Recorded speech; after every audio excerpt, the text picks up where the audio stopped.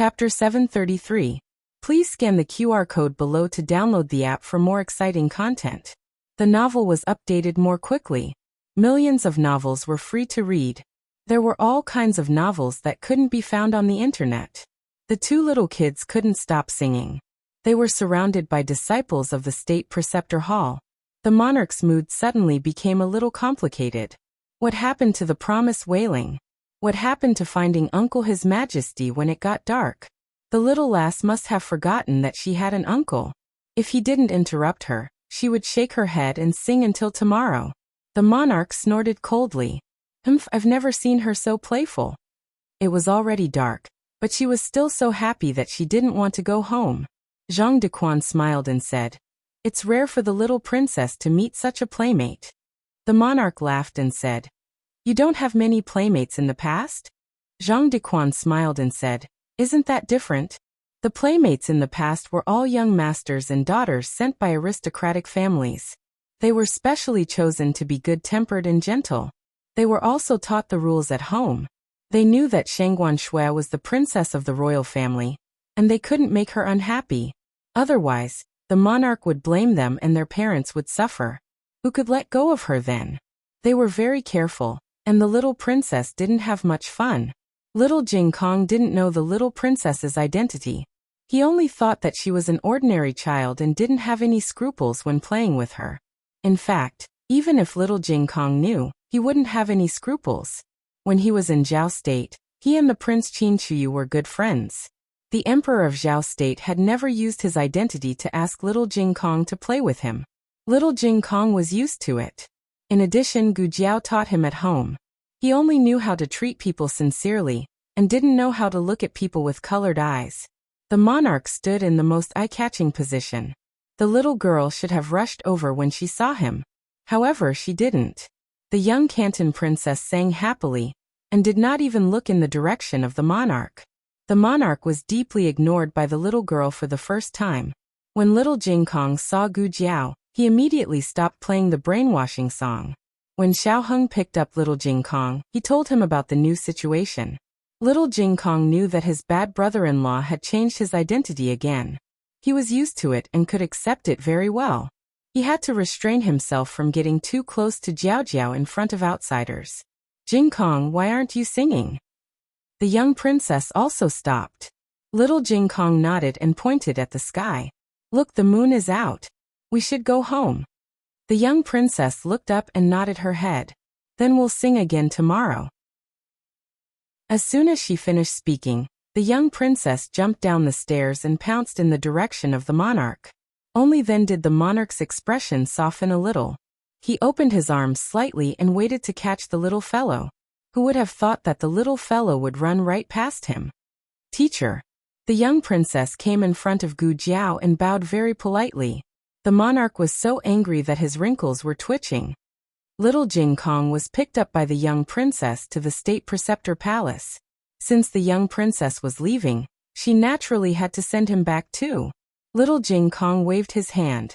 No, my sister will come to the state preceptor palace to pick me up later." "Okay, I was thinking that we could go back together. I'll go first then. Goodbye."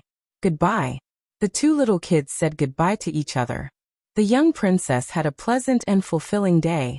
She felt refreshed on the way back. She completely forgot why she came to the state preceptor palace.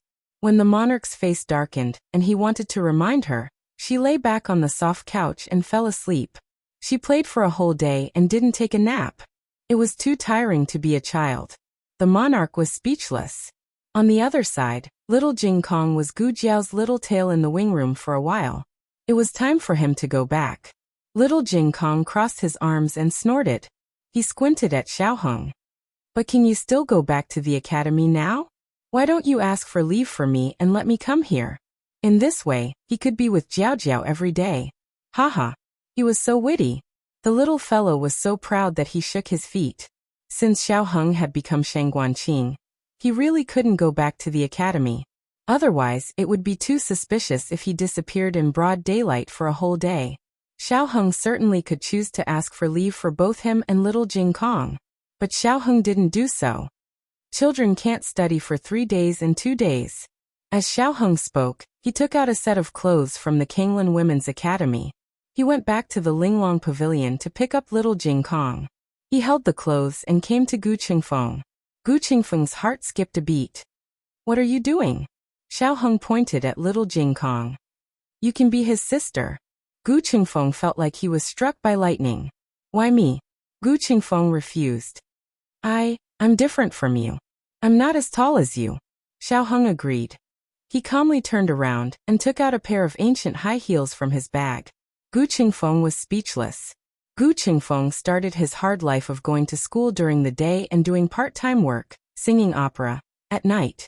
After Wang Su left the state preceptor's hall, he went to the imperial palace without stopping. He was investigating the case under the imperial edict and had the right to mobilize the eunuchs in the imperial palace.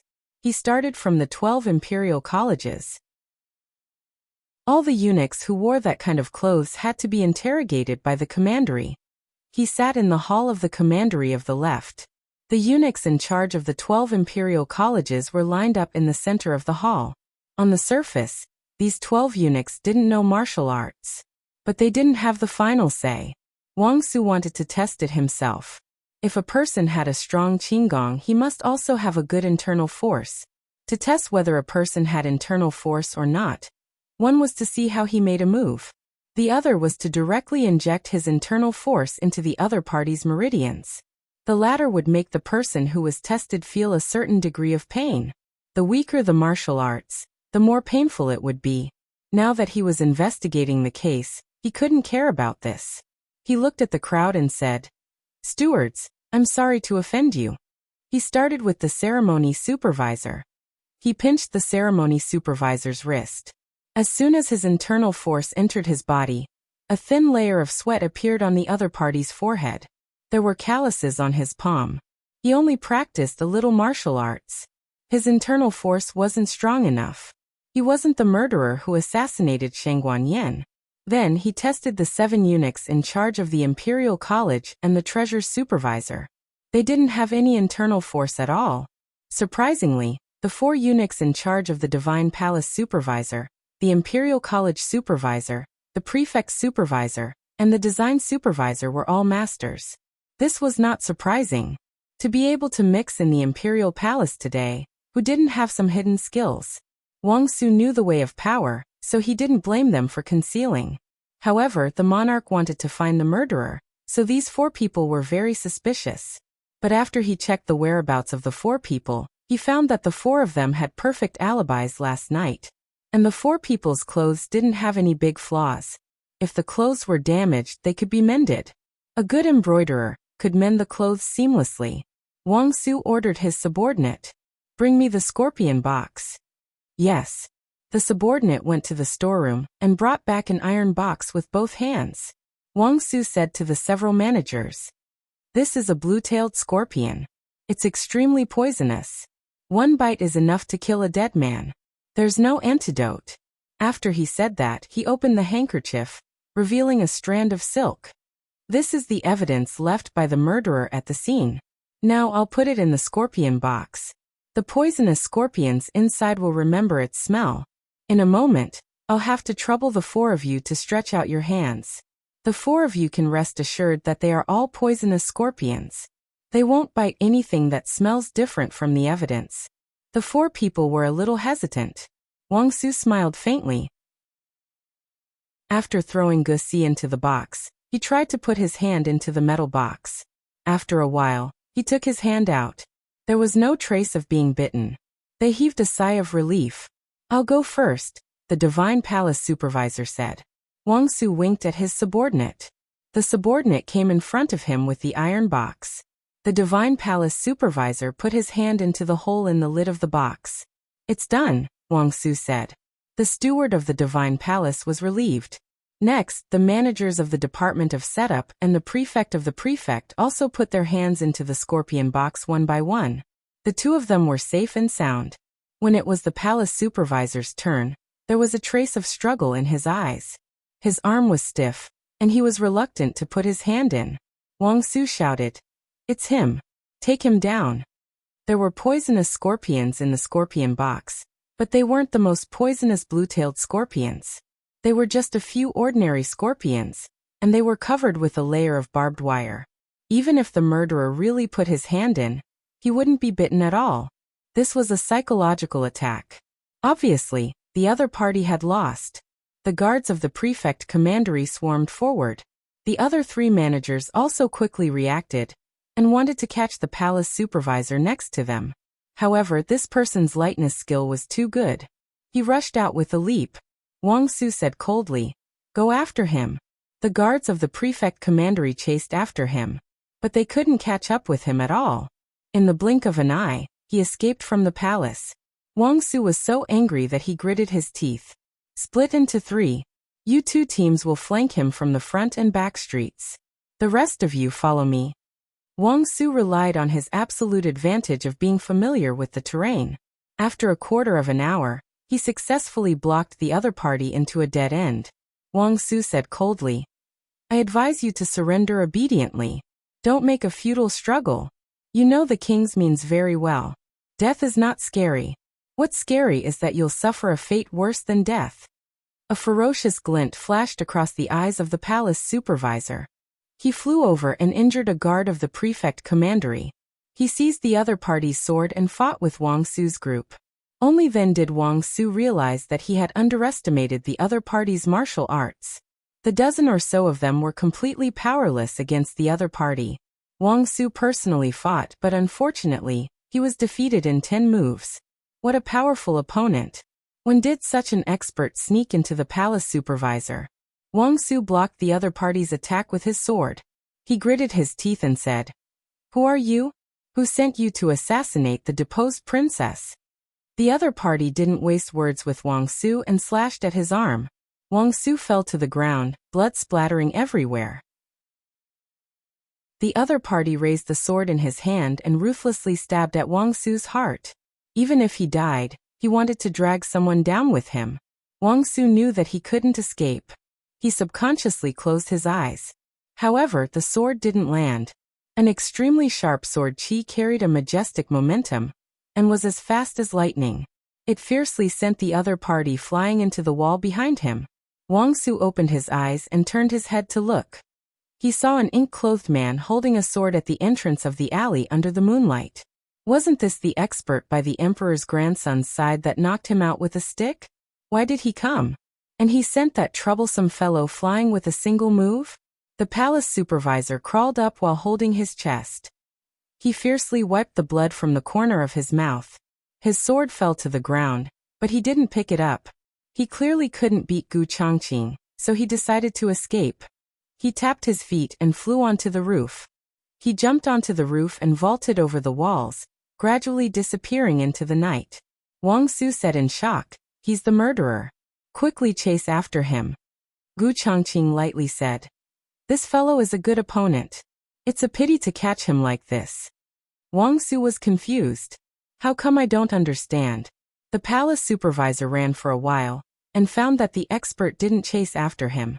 He sneered, "Hey, what's the use of having high martial arts? Haven't I still shaken you off?" Just as he finished speaking, a stick came at him and smashed him down from the roof. "Damn you!" he cursed and fell flat on the ground.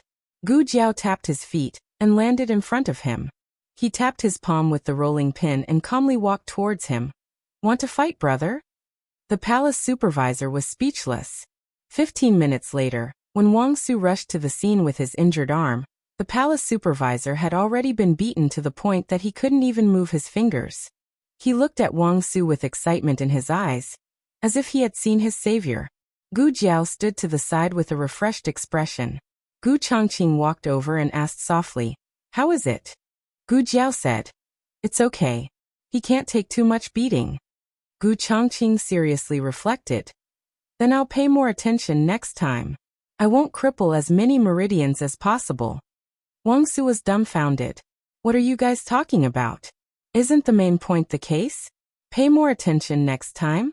What do you want next time?" Gu Jiao left him with a few breaths so he could be interrogated. However, this person was very stubborn. He smiled contemptuously. "I didn't do anything. No one ordered me. You guys give up." "I don't know anything. Is that so?" Gu Jiao looked at him condescendingly. took out a hallucinogen from the first aid kit, and injected it. Digression. Without further ado, he squatted down 2 monthly votes. The latest chapter of this book is not finished yet. For more exciting content, please scan the QR code below to download the app. Novels are updated faster and more complete. Millions of novels are free to read. Novels with connotations that can't be found online are all available here. https://www.zhbqg.com/89642_8964286/1068782009. HTML Genius memorized the website's address in 1 second. www.zhbqg.com Bikuj mobile reading website. Chapter 734. For more exciting content, please scan the QR code below to download the app. The novel will be updated more quickly. Millions of novels will be read for free. Novels that can't be found on the internet are all available here. Wang Su looked at Gu Jiao with a dumbfounded expression. Why did you give him a needle? To extort a confession. Gu Jiao said. You can extort a confession with a needle? Wang Su expressed his disbelief. Gu Jiao didn't tell him that it was a hallucinogen, lest he overthink and think that Gu Jiao was manipulating the murderer's confession. Gu Jiao looked at the murderer lying on the ground. His tense body gradually relaxed and understood that he was hallucinating. She couldn't let him go too deep, otherwise he would completely lose contact with the outside world, and wouldn't be able to hear the outside world. Gu Jiao tapped his shoulder with a rolling pin and said seriously, if you don't want to suffer more, then hurry up and tell me, who is the murderer? Gu Jiao had already knocked the person unconscious, and waited until Wang Su came to hear the news. She wanted Wang Su to hear the murderer's name with his own ears. The murderer didn't struggle too much and honestly confessed. However, the name he gave was not the person in Gu Jiao and Gu Chongqing's mind. Who is Li Ping? Gu Jiao asked Wang Su. Wang Su thought for a moment. He shouldn't be talking about Li Ping, but concubine Li, the imperial concubine in the palace. In order to confirm his guess, Wang Su asked him a few more details about concubine Li's order. He was in a state of confusion, so he didn't hold back and said everything he remembered in his mind. From the testimony, it was indeed concubine Li who ordered him to assassinate Shang Guanyan. Concubine Li didn't tell him why she wanted to kill Shang Guanyan. Concubine Li and he had no intersection. It was by chance that she bumped into his affair with a palace maid.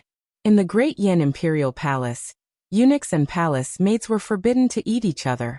Concubine Li threatened him to help her get rid of Shang Guanyan. Did Concubine Li and Shang Guanyan have a grudge? Gu Jiao asked. Wang Su fell silent. Concubine Li had only been in the palace for a few years, while Shang Guanyan had been imprisoned in the imperial mausoleum more than 10 years ago. There was no intersection between the two. It was impossible to say that they were having a holiday. But Wang Su's silence wasn't because of this. It was because Concubine Li was very close to an imperial concubine in the inner palace. Gu Jiao looked at Wang Su. Who? Wang Su said with a serious expression. Consort Wan. Consort Wan, whose surname was Mu, was Old Master Mu's biological daughter and Mu Qingchen's mother's sister. Concubine Li had no one to rely on in the inner palace. In the beginning, her days were very difficult. It was only after she was able to rely on Wan Fei that she went from a small servant to the present concubine Li. Gu Jiao was puzzled. Consort Wan and Shang Guanyan have a grudge. There are indeed conflicts. Wang Su sighed. That was when Shang Guanyan returned to Chengdu with his 1-year-old grandson. Consort Wan whispered to the servants in private, saying that who knows if the child was a bastard picked up from outside. At that time, Shang Guanyan, who was still the crown princess, heard it. After Shang Guanyan slapped Consort Wan, she was still angry and punished Consort Wan to kneel in the imperial garden as a warning. At that time, Consort Wan was still not an imperial concubine, but a concubine, but it was still very embarrassing. Gu Jiao touched her chin. The crown princess has so much power. Wang Su said. With the support of Empress Xianyuan and the Xianyuan family, of course, her power is great. Besides, she is the only legitimate child. After the emperor and the empress, she is the most honorable. It's like the Xianyuan family's style. So it seems that Shang Guanyan is very protective of Shaoqing. Gu Jiao said. It's useless for us to guess blindly here. Whether concubine Li was ordered by consort Wan or not, we have to ask concubine Li. Wang Su thought deeply. I'll go to the palace. Wait. Gu Jiao stopped him. Huh. Wang Su was stunned. Gu Jiao pointed to his arm. Your injury. This. Wang Su forgot that he was injured. He suddenly felt a little uncomfortable and coughed lightly. It's not a serious injury. Having said that, when Gu Jiao came to him with a first aid kit, he reluctantly offered his arm. Gu Jiao took out a cotton swab with iodine from the first aid kit and gave him 3 stitches. Because of the anesthetic, it doesn't hurt at all. Wang Su looked at Gu Jiao with a complicated look. His heart was moved. Thank you. Gu Jiao stretched out her hand. 1 silver coin. Wang Su. After Wang Su gave the money, he brought the murderer back to the rearguard commandery with a dark face. Looking at the 2 people's back, Gu Chongqing asked, Is he the murderer? He was referring to the eunuch. Gu Jiao said, It's him. I saw the crescent-shaped scar on the back of his right hand. Just now, Shang Guanyan woke up for a little while. Gu Jiao took the opportunity to ask her about the murderer.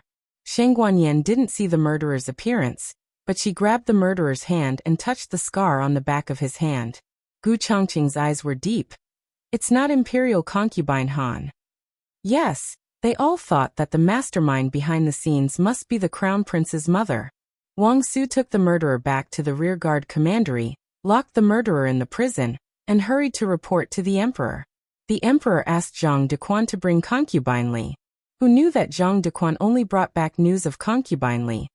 Your Majesty, concubine Li hanged herself. After getting the emperor's permission, Wang Su borrowed a very experienced coroner from the Ministry of Justice. He carefully examined concubine Li's body and determined that concubine Li committed suicide. She was not strangled or killed and then hung.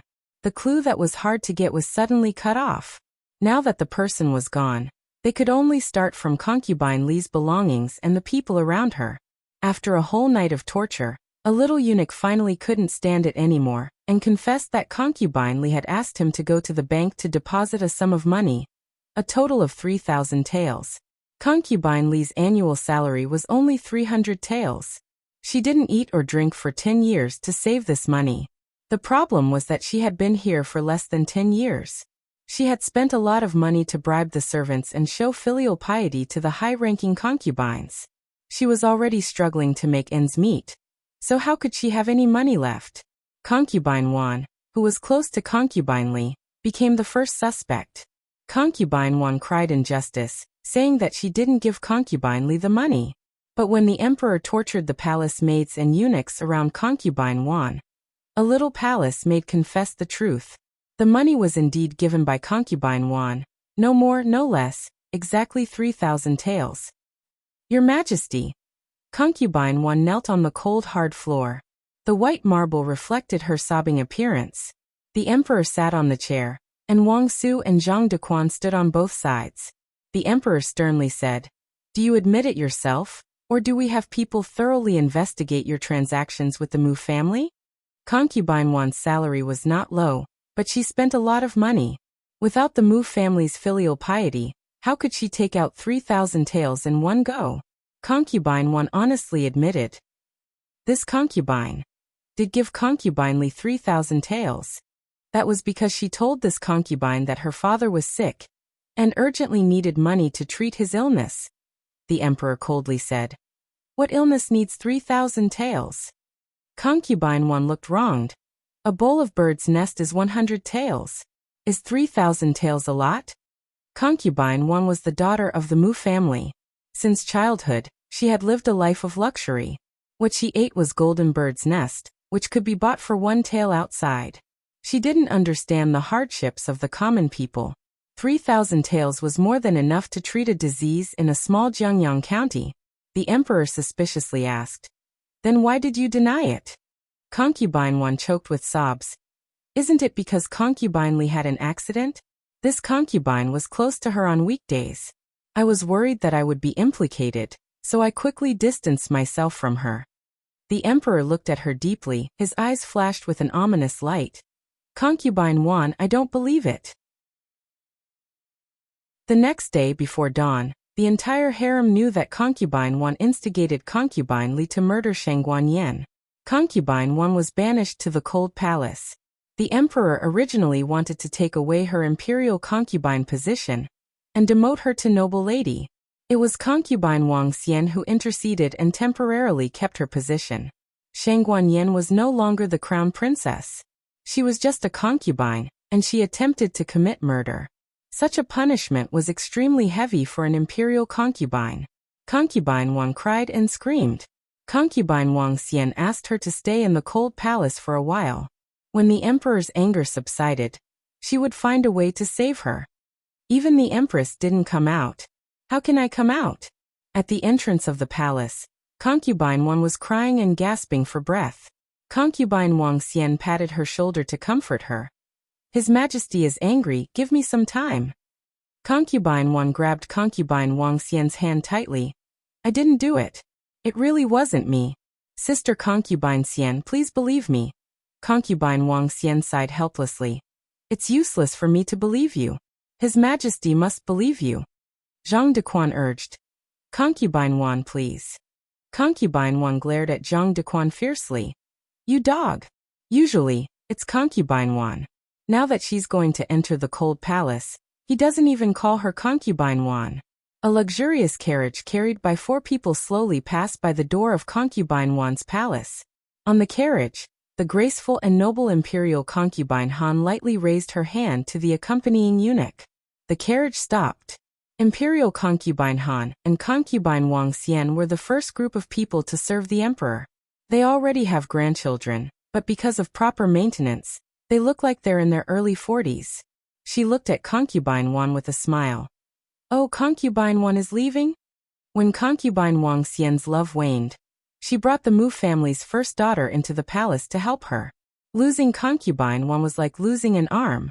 Concubine 1 angrily glared at her, stepped forward, and pointed at imperial concubine Han. It must be you. You framed me. You killed concubine Li. It's you. It's all you. Imperial concubine Han raised her chin and smiled mockingly. It's better for concubine 1 to say this in front of His Majesty.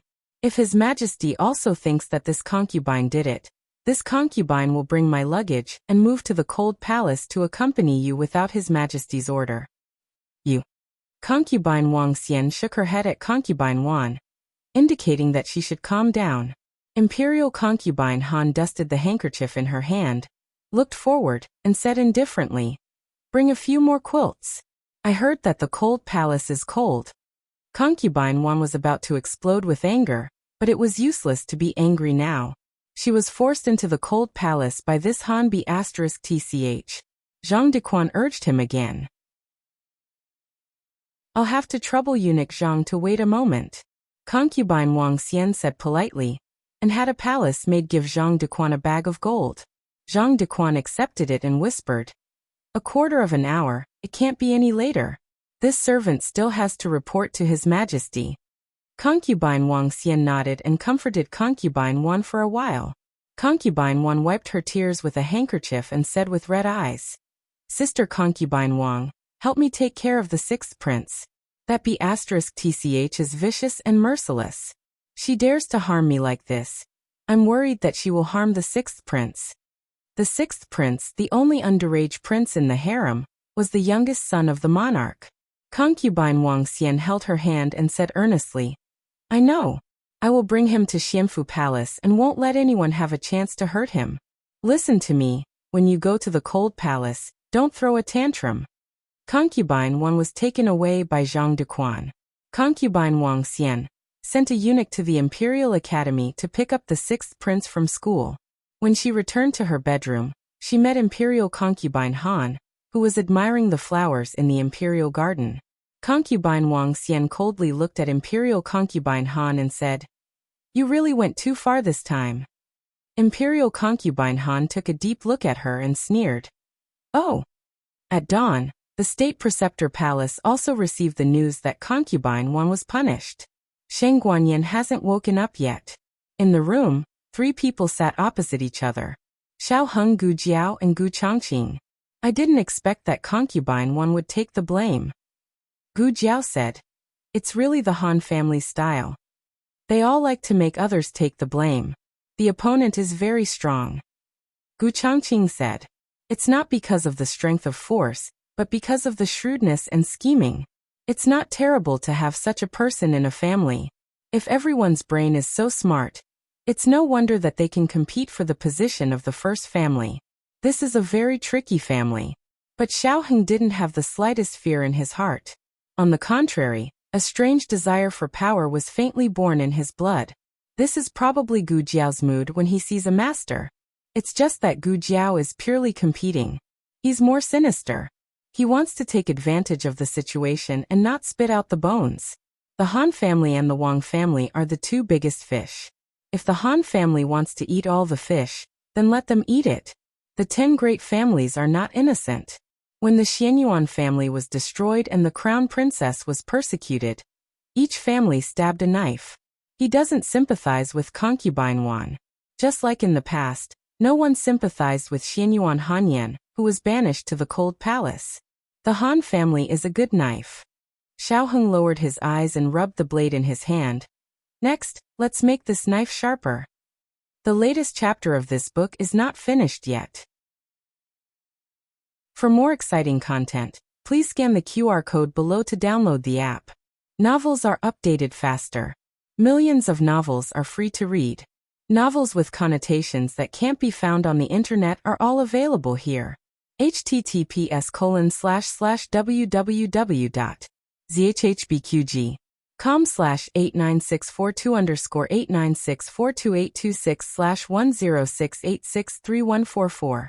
HTML Genius remembers this site's address in a second. www.zhhbqg.com Bikugo mobile version reading website. Chapter 735. Please scan the QR code below to download the app for more exciting content. More novels are updated faster. Millions of novels are free to read. There are all kinds of novels that can't be found on the internet here. In the Mu family, Old Master Mu also received the news that Consort Wan was banished to the Cold Palace. When the emperor issued an edict to punish Consort Wan, the eunuch in the palace hurriedly sent the news to the Mu family through his connections. Old Master Mu was furious. He slammed his fist on the table. How dare you? The butler comforted him. Old Master, don't be angry. Don't hurt your health. Cough, cough, cough. Old Master Mu coughed violently. Old Master Mu's body was not as strong as the old fox of the Han family. The butler hurriedly poured water for him. Drink some water first. Calm down. Old Master Mu gritted his teeth. My daughter was wronged and sent to the cold palace. How can I calm down?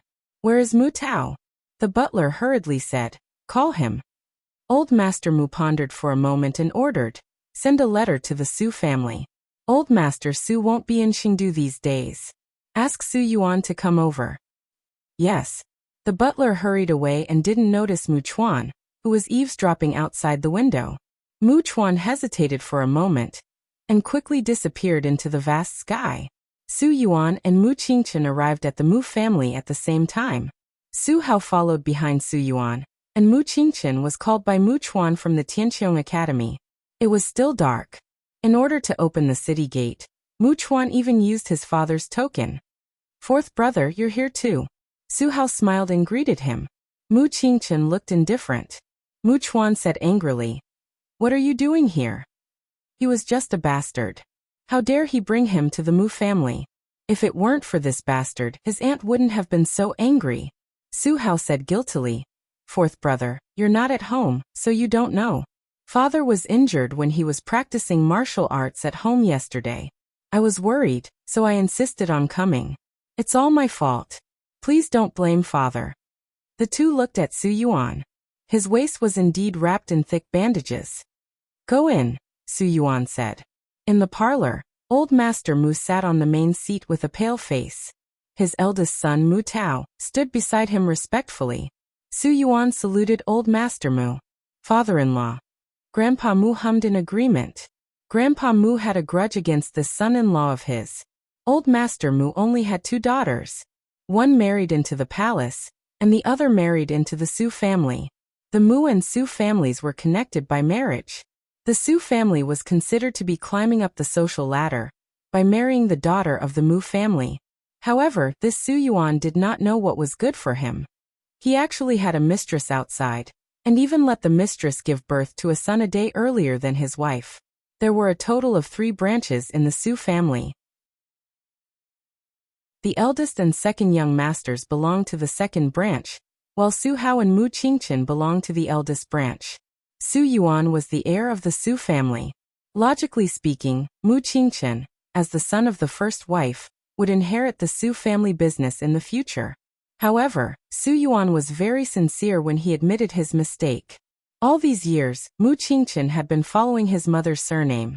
Su Yuan had tolerated it and treated Mu Qingchen well. Su Yuan had also made it clear that only Mu Qingchen could inherit the position of the head of the Su family. However, Mu Qingchen had to change his surname back when the day came. Old Master Mu's eyes fell on the bandage on Su Yuan's waist and abdomen. He asked, "Are you hurt?" Su Yuan said, "I accidentally twisted it when I was practicing martial arts. It's just a small injury. It's nothing serious." "Sit down," Old Master Mu said, and gestured for Mu Tao to sit down. Su Yuan and Mu Tao sat down on both sides of Old Master Mu. Old Master Mu looked at Mu Qingchen with a kind look. "Qingchen, you've lost weight recently. Is it because the life in the academy is too hard?" Mu Qingchen said. "No, it's just because the weather is hot." Old Master Mu had always doted on Mu Qingchen. However, he was not in the mood to play with his grandson at this critical moment. He raised his hand tiredly. "Sit down." He did not speak to Su Hao. Instead, he looked at the door. "Okay, come in." Mu Chuan touched the bridge of his nose and walked in resentfully. No matter what kind of relationship Mu Qingchen had with Su Yuan in private, he still behaved politely on the surface. He sat down beside Su Yuan. Su Hao was about to sit down on the other side of Mu Qingchen when Mu Chuan came over. "I want to sit with my 4th brother. Get over here," Mu Tao shouted. Mu Chuan curled his lips bitterly after being shouted at by his father. He walked over reluctantly and sat down beside his father. Old Master Mu did not beat around the bush. He said bluntly, "I'll cut to the chase. I asked you to come here before dawn because of something in the palace. I guess you all know what happened to Concubine Wan." Su Yuan nodded. "Steward Lu told me on the way here." "What's going on?" "Concubine Li made a mistake." "What does it have to do with Concubine Wan?" Mu Qingchen heard it from Mu Chuan. He was more thorough than the steward. The steward had to choose his words carefully when speaking to Su Yuan. There was nothing that he could not say. Mu Chuan just spilled the beans. He directly said that it was the Han family who framed Concubine Wan. Also, his aunt was a little complacent. The Mu family did not give her so much money every year for her to squander. Concubine Li's father was sick, and she gave her 3,000 taels. Did she know how hard it was to earn 3,000 taels? He had 2 aunts, but to be honest, his youngest aunt was too brainless.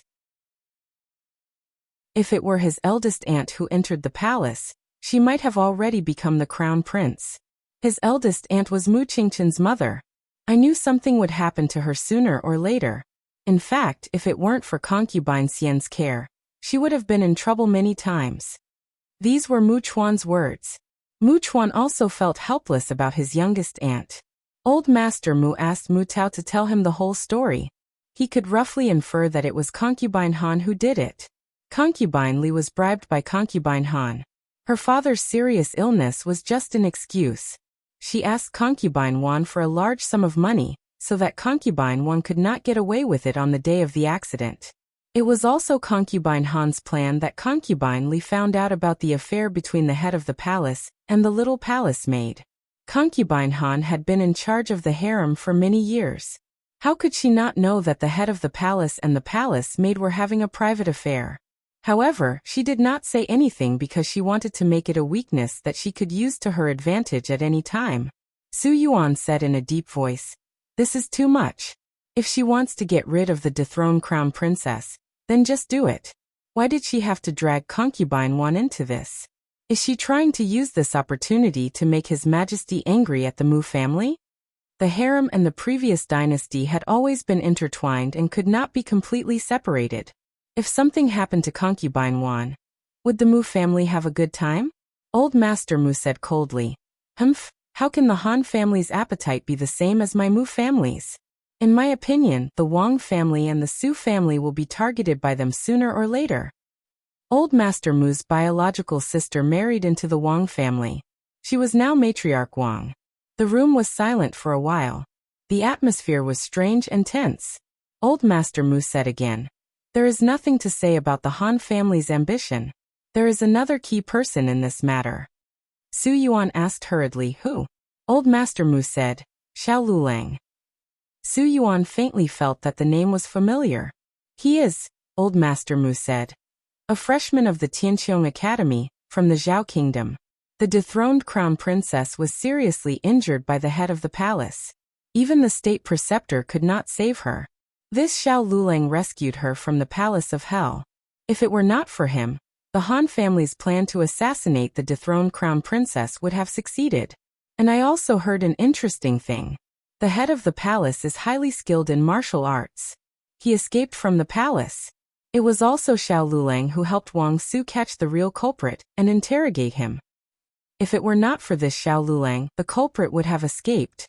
I heard that the state preceptor praised him in person. Since ancient times, heroes come from the young.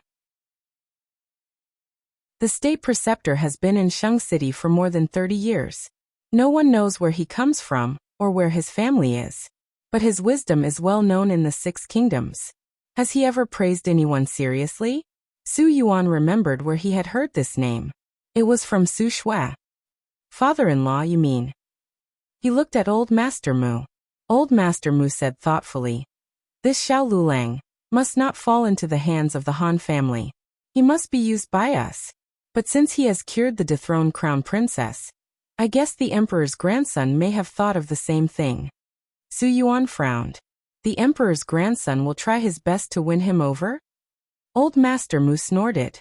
The emperor's grandson and the dethroned crown princess are in a dangerous situation. If we can win over one more person, we will have one more trump card, although it is not very useful. Su Yuan shook his head. It is impossible for the dethroned crown princess to make a comeback. The emperor's grandson is dying.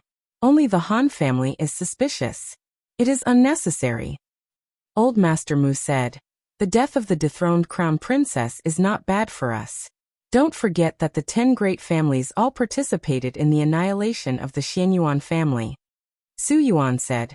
But the Han family should not use us as a stepping stone. Old Master Mu's eyes turned cold. The Han family has indeed gone too far.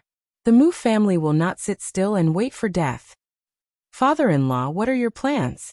Su Yuan asked. Old Master Mu said with foresight. First, I want to subdue Xiao Lulang.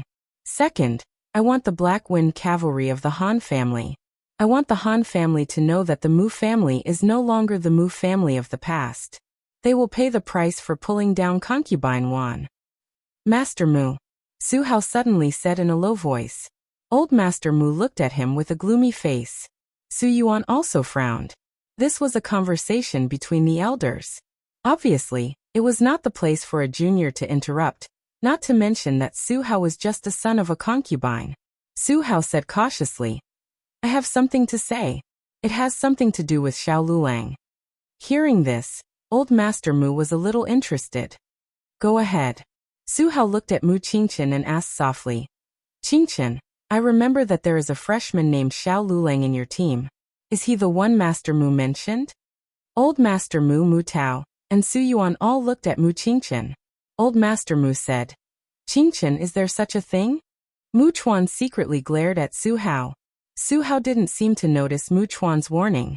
He stood up and bowed to Old Master Mu, showing the courtesy of a junior. I heard that Xiao Lulang is not only Qingqian's teammate, but also Qingqian's classmate. Qingqian is also his desk mate. Since Qingqian and Xiao Lulang are good friends, I think that as long as Qingchen is willing to help, he will definitely be able to invite Xiao Lulang to our team. Mu Chuan stood up immediately. Su Hao, what are you talking about? Since when did my fourth brother become good friends with him? It was just a few rounds of boxing matches, that's all. Deskmate. Don't you know that my fourth brother always sits alone? Are you and my fourth brother in the same academy? Or are you and my fourth brother in the same academy? Ha. You say it as if you know better than me. Which eye of yours saw it? Su Hao looked like he had been greatly frightened. Mu Tao scolded his son, sit down. Mu Chuan was furious. If my fourth brother doesn't go and recruit Xiao Lulang for the Mu family, he will be a traitor. If he goes and fails to recruit him, it will be my fourth brother's failure and incompetence. Damn you, Su Hao. Su Yuan looked at Mu Qingchen. I heard from Su Shui that Xiao Lulang once saved her life. He is your friend Qingchen.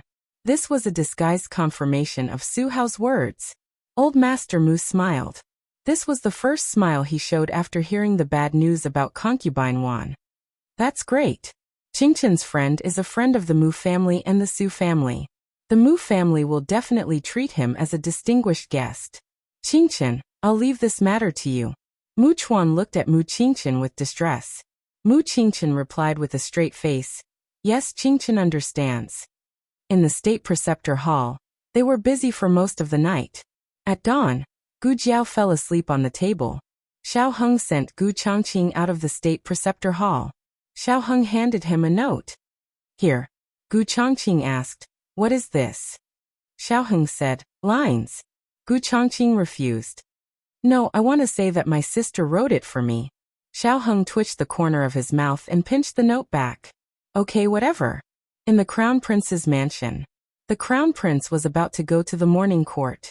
A servant reported to him what happened in the palace. After a moment of silence, he raised his hand. I see. You can leave now. Just as he was about to set off, a servant came over with a respectful look. Your Highness, there is someone outside who wants to see you. The Crown Prince asked suspiciously. At this time? Who is it? The servant said. He said his name is Pang Hai and he works in the underground martial arts field. The Crown Prince was slightly surprised. Bring him in. Yes. The servant went to bring Pang Hai into the Crown Prince's mansion. Pang Hai did not enter the mansion alone. There was a lone swordsman beside him. Pang Hai bowed to the Crown Prince in the parlor. I am Pang Hai. Greetings to your Highness. May your Highness live for 1,000 years. No need for formalities. The Crown Prince said. The lone swordsman did not bow. He just stood there like an unshakable iceberg. What a strong aura. He was definitely not an ordinary person. The Crown Prince looked at the lone swordsman strangely. He is, Pang Hai said. He is an expert that I have carefully selected.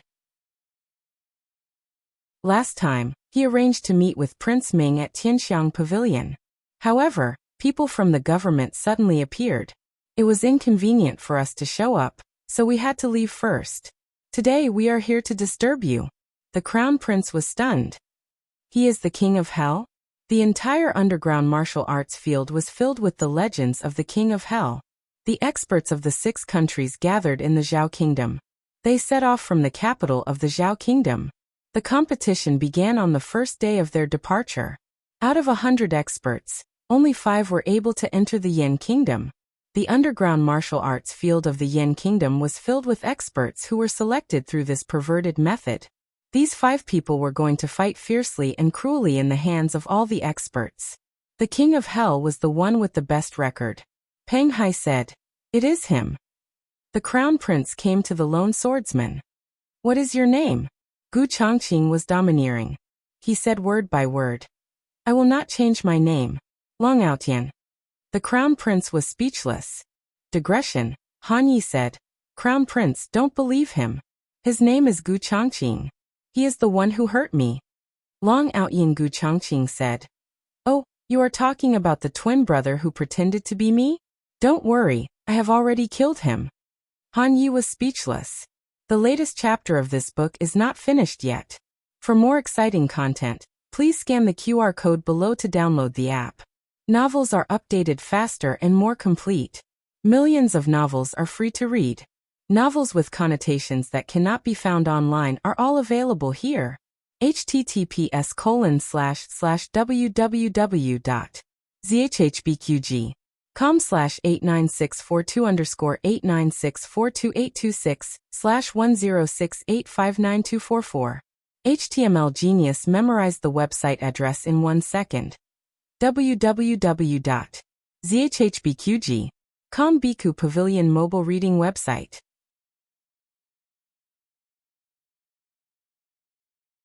Chapter 736. The latest chapter of this book is not finished yet. For more interesting content, please scan the QR code below to download the app. Novels are updated faster. Millions of novels are free to read. Novels with content that cannot be found online are available here. Gu Jiao wanted to use the name Long Outyin when she was still in the Zhao Kingdom's underground martial arts arena. However, the Zhao Kingdom was strict and did not allow ordinary people to use the word Long, so she could only choose the name Xiongbattian. The Yan Kingdom did not seem to have any taboos in this area. So Gu Jiao generously gave the name Long Outyin to Gu Chongqing. Because it was a name given by his sister, Gu Chongqing was very satisfied. Because of this crazy name, the Crown Prince was speechless. But now that Han Shizhi was injured, the Crown Prince needed a powerful martial artist. Long Outyin came at the right time. Peng Hai whispered to Gu Chongqing. "Why did you change your name?" Gu Chongqing said without changing his expression. "Oh, I'm tired of using my old name." People in the underground martial arts arena used aliases, so he directly said Gu Chongqing, making Peng Hai think it was an alias. Peng Hai was too lazy to care. Whether or not Peng Hai was a martial artist, the Crown Prince did not believe him. The Crown Prince called the brocade guards to exchange a few moves with Gu Chongqing. 10 brocade guards were defeated by Gu Chongqing in a few moves. The Crown Prince's eyes flashed with surprise. He asked his trusted guard, "How is his ability compared to Han Ye's?" The guard looked at Gu Chongqing, who had put away his sword, with a complicated expression. He said in a small voice, "I feel that his martial arts might be above Crown Prince Han's." The Crown Prince smiled. "Is that so? In that case, I've picked up a treasure." The guard hesitated for a moment and said, "Is this person reliable? Is he sincere in seeking refuge with your highness?" The Crown Prince said confidently, "I am the Crown Prince, the future monarch of the Yan Kingdom. A fine bird chooses a tree to nest in. As long as he is not stupid, he will follow me wholeheartedly. But you are right. The underground martial arts arena is full of good and bad people. I cannot trust anyone easily. Go and get the things." Yes. His trusted bodyguard left. The Crown Prince walked over and stopped them. "All right, the fight is over." The embroidered uniform guards released long sighs of relief. His trusted bodyguard brought over a small porcelain bottle. The Crown Prince smiled at Gu Chongqing and said, "Drink this. From now on, you are my trusted aide." Peng Hai glanced at the porcelain bottle and rubbed his nose guiltily. He did not mention this to Gu Chongqing before he came. The Crown Prince's residence wasn't that easy to enter. There was a price. Gu Chongqing didn't even ask what it was. He raised his head and drank the contents of the porcelain bottle in one gulp. They were a little dumbfounded. The Crown Prince laughed. "Good. How refreshing. I really admire your character. What you drank was poison. You need to take the antidote once a month, otherwise you will die from the poison. But don't worry, as long as you are loyal to me, I will let you live longer than anyone else." The Crown Prince was very satisfied with Long Outyin. Originally, such an expert did not have the right to have his own courtyard. But the Crown Prince decided to make an exception for Long Outyin. He ordered the servants to tidy up an elegant courtyard, and even arranged a few servants for Long Outyin. When Long Outyin said that he did not like to be restricted, the Crown Prince agreed. Coming out of the Crown Prince's residence, Peng Hai asked Gu Chongqing, "Why are you following me?" Gu Chongqing said, "I want to go to the outer city. Give me a ride." "No, I'm not going to the outer city." Peng Hai felt the pressure from Gu Chongqing's Long Outyin. "You think you are so great just because you changed your name? Why do I feel that you are so arrogant? Is this name more awesome than Yama?" Peng Hai waved his hand. Okay, I will send you there. Gu Chongqing got into Pang Hai's carriage. The morning sun was rising. Old Master Mu ended his conversation with Su Yuan. His general direction remained the same.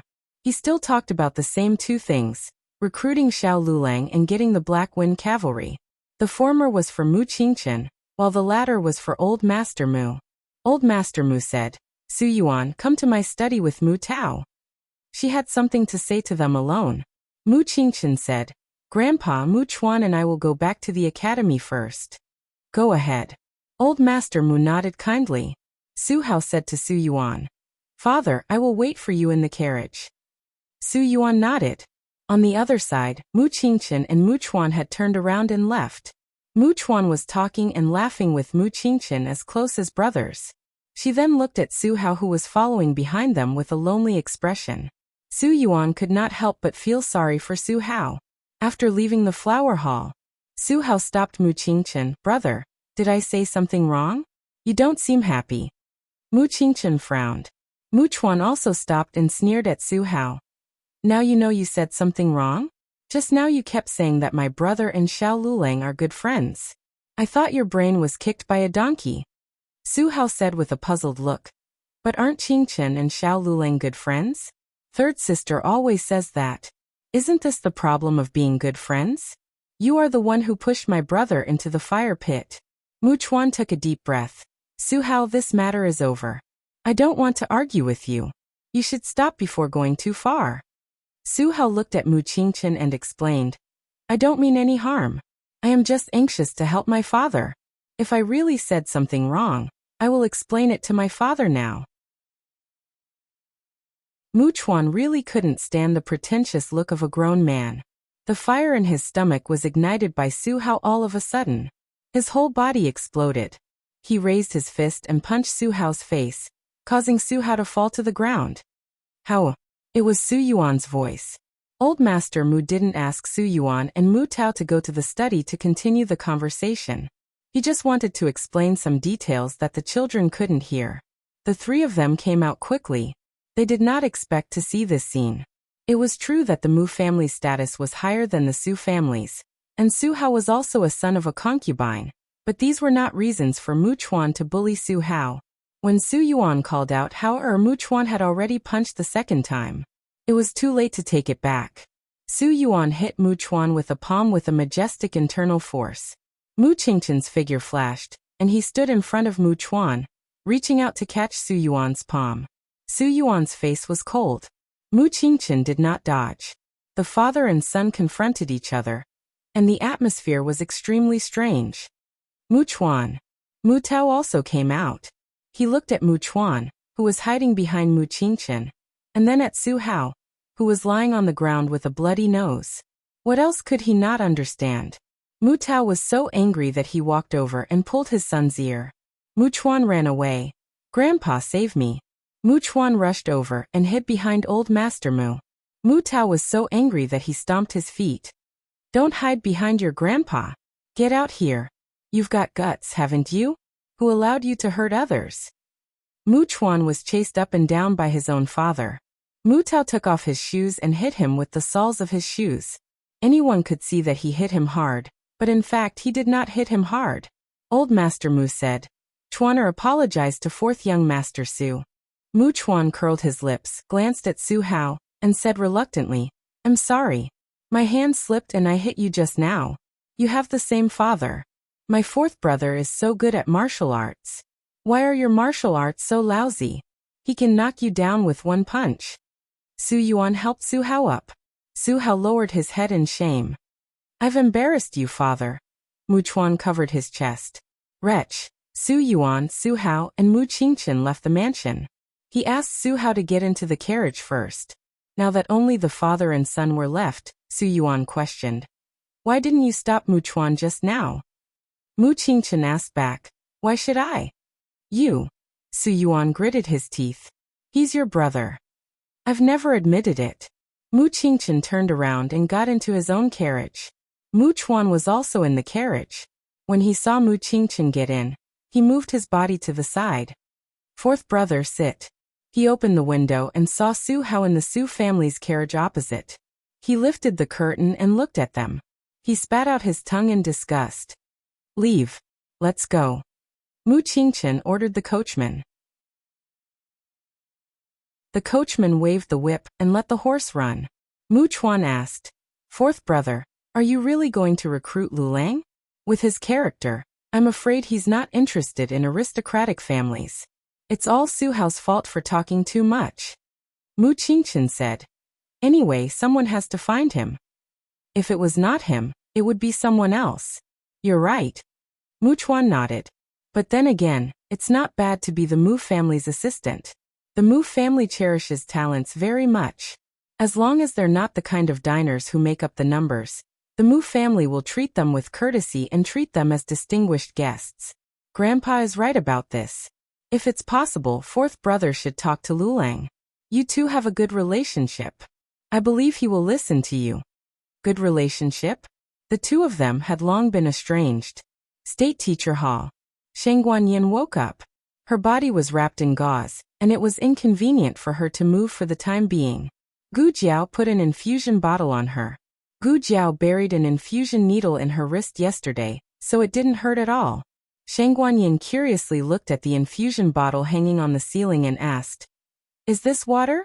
Are you trying to inject water into me? When I was in the county town, I saw them give water to pigs and then sell them. Gu Jiao. Gu Jiao thought for a moment and corrected her. This is not the way to give water to pigs. The State Teacher Hall's disciple who was sweeping the room. Shang Guanyan's operation was very successful. If it weren't for the other big and small injuries on her body, Gu Jiao would have let her wear armor. Zhang Dequan came over, mainly to visit Shang Guanyan. He also said that the real murderer was caught and concubine one was banished to the cold palace. This was also an explanation for Shang Guanyan. Xiao Heng went to the State Teacher Hall's library. He was the emperor's eldest grandson. Except for the third floor, he can read the books and materials on the other two floors. He walked around and asked the State Teacher Hall's disciple who was on duty at the door, By the way, can I ask where the letter of credence of our Yen country is? The disciple said, replying to His Highness, the letter of credence is on the third floor. Xiao Heng asked again, except for the state teacher and His Majesty, who else can go up to the third floor? The disciple said, there are also two senior brothers on duty. Xiao Heng, except for them? No. The disciple thought about it, and felt that this was not serious. He corrected. If the state teacher agrees, you can go up, but you can't go up without permission. Xiao Heng, what will happen if you go up without permission? The disciple. There are 8 men of sacrifice near the library. Once someone trespasses, no matter who it is, they will be executed on the spot. Xiao Heng, has anyone broken in? The disciple. Yes, a lot of people, but no one left alive. It seems that they are not ordinary men of sacrifice. Then the question is, since the defense is so tight, how did the letter of credence of the Yen country come from little Jing Kong's pile of junk?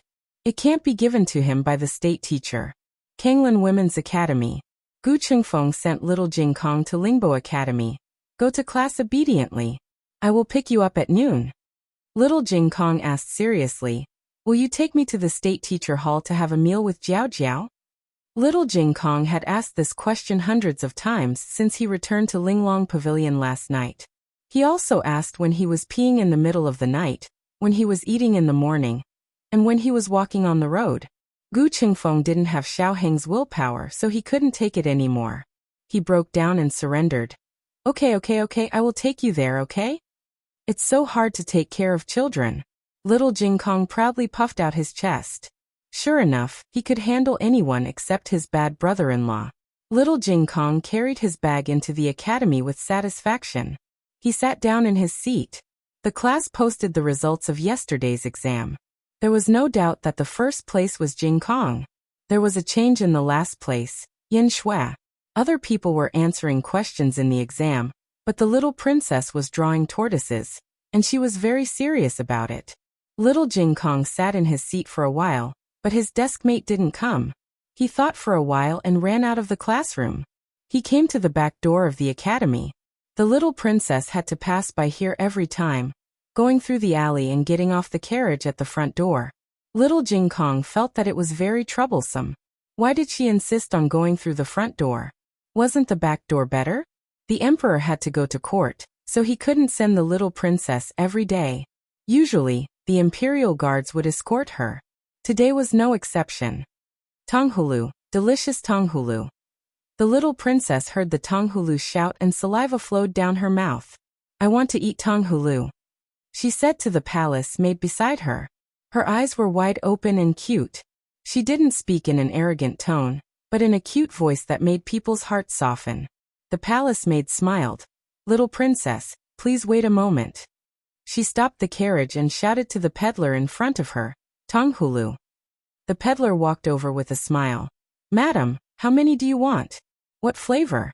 I have tonghulu, tonghulu, tonghulu, tonghulu, tonghulu, and tonghulu. The palace maid smiled. I'm not the madam, it's my little master who wants to eat, she said to the little princess. You can choose a tonghulu. The young princess leaned against the window and stretched her head out. She was drooling over the candied hawthorns, candies this and candies that. At this moment, little Jing Kong saw her and waved at her. She didn't see him. Little Jing Kong ran out. The page boy guarding the door didn't react at all. Aye. The little princess wanted all of them. Just when the little princess was hesitating, the tonghulu peddler's eyes suddenly became sinister. He grabbed the little princess's collar and pulled her out of the window. The palace maid's face turned pale. Princess! There's an assassin! The imperial guards drew their swords and rushed forward. The peddler threw the tonghulu stick at the imperial guards, carried the little princess, and jumped up with lightness skill. Bang! Little Jing Kong jumped and bit his thigh with his little steel teeth. The latest chapter of this book is not finished yet. For more exciting content, please scan the QR code below to download the app. The novel will be updated at a faster rate. Millions of novels will be read for free. All the novels that can't be found on the internet can be found here. https://www.zhbqg.com/89642_8964286/1068420004.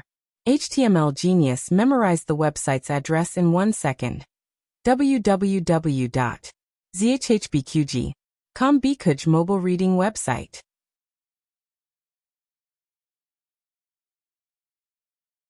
Chapter 737. The latest chapter of this book is not finished yet. For more exciting content, please scan the QR code below to download the app. Novels are updated faster. Millions of novels are free to read. All the novels that can't be found on the internet are available here. The peddler was stunned by the bite. He almost fell down from the sky on his butt. He tried to shake the little brat off, but no matter how hard he tried, he couldn't shake the little brat off. Humph. I don't have the iron head technique, but I have little steel teeth. Thanks to my bad brother-in-law for not giving me candy. Little Jing Kong knew how to make use of his advantages. If the peddler used his small hands to hold him, he would have been shaken off. But he used his teeth to bite down on the little brat. If the human trafficker wanted to shake him off, he had to bite off a piece of his flesh. The peddler's thigh muscles tightened. He was afraid that it wasn't tight enough. If the little brat loosened his flesh, it would be bitten off. The imperial guards also surrounded him. The peddler didn't have time to fight with them. He could only leave the scene with one child in his arms, and the other hanging on his leg. You guys follow me. You, go back to the palace and report to Her Majesty. Yes. A group of imperial guards chased after the peddler, but they still lost him. The peddler carried the 2 children and ran on roofs and walls, up and down.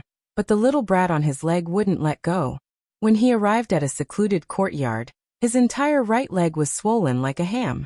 A man in black walked out and looked at his companion in the courtyard with a strange expression. What's going on? Didn't I ask you to catch only one?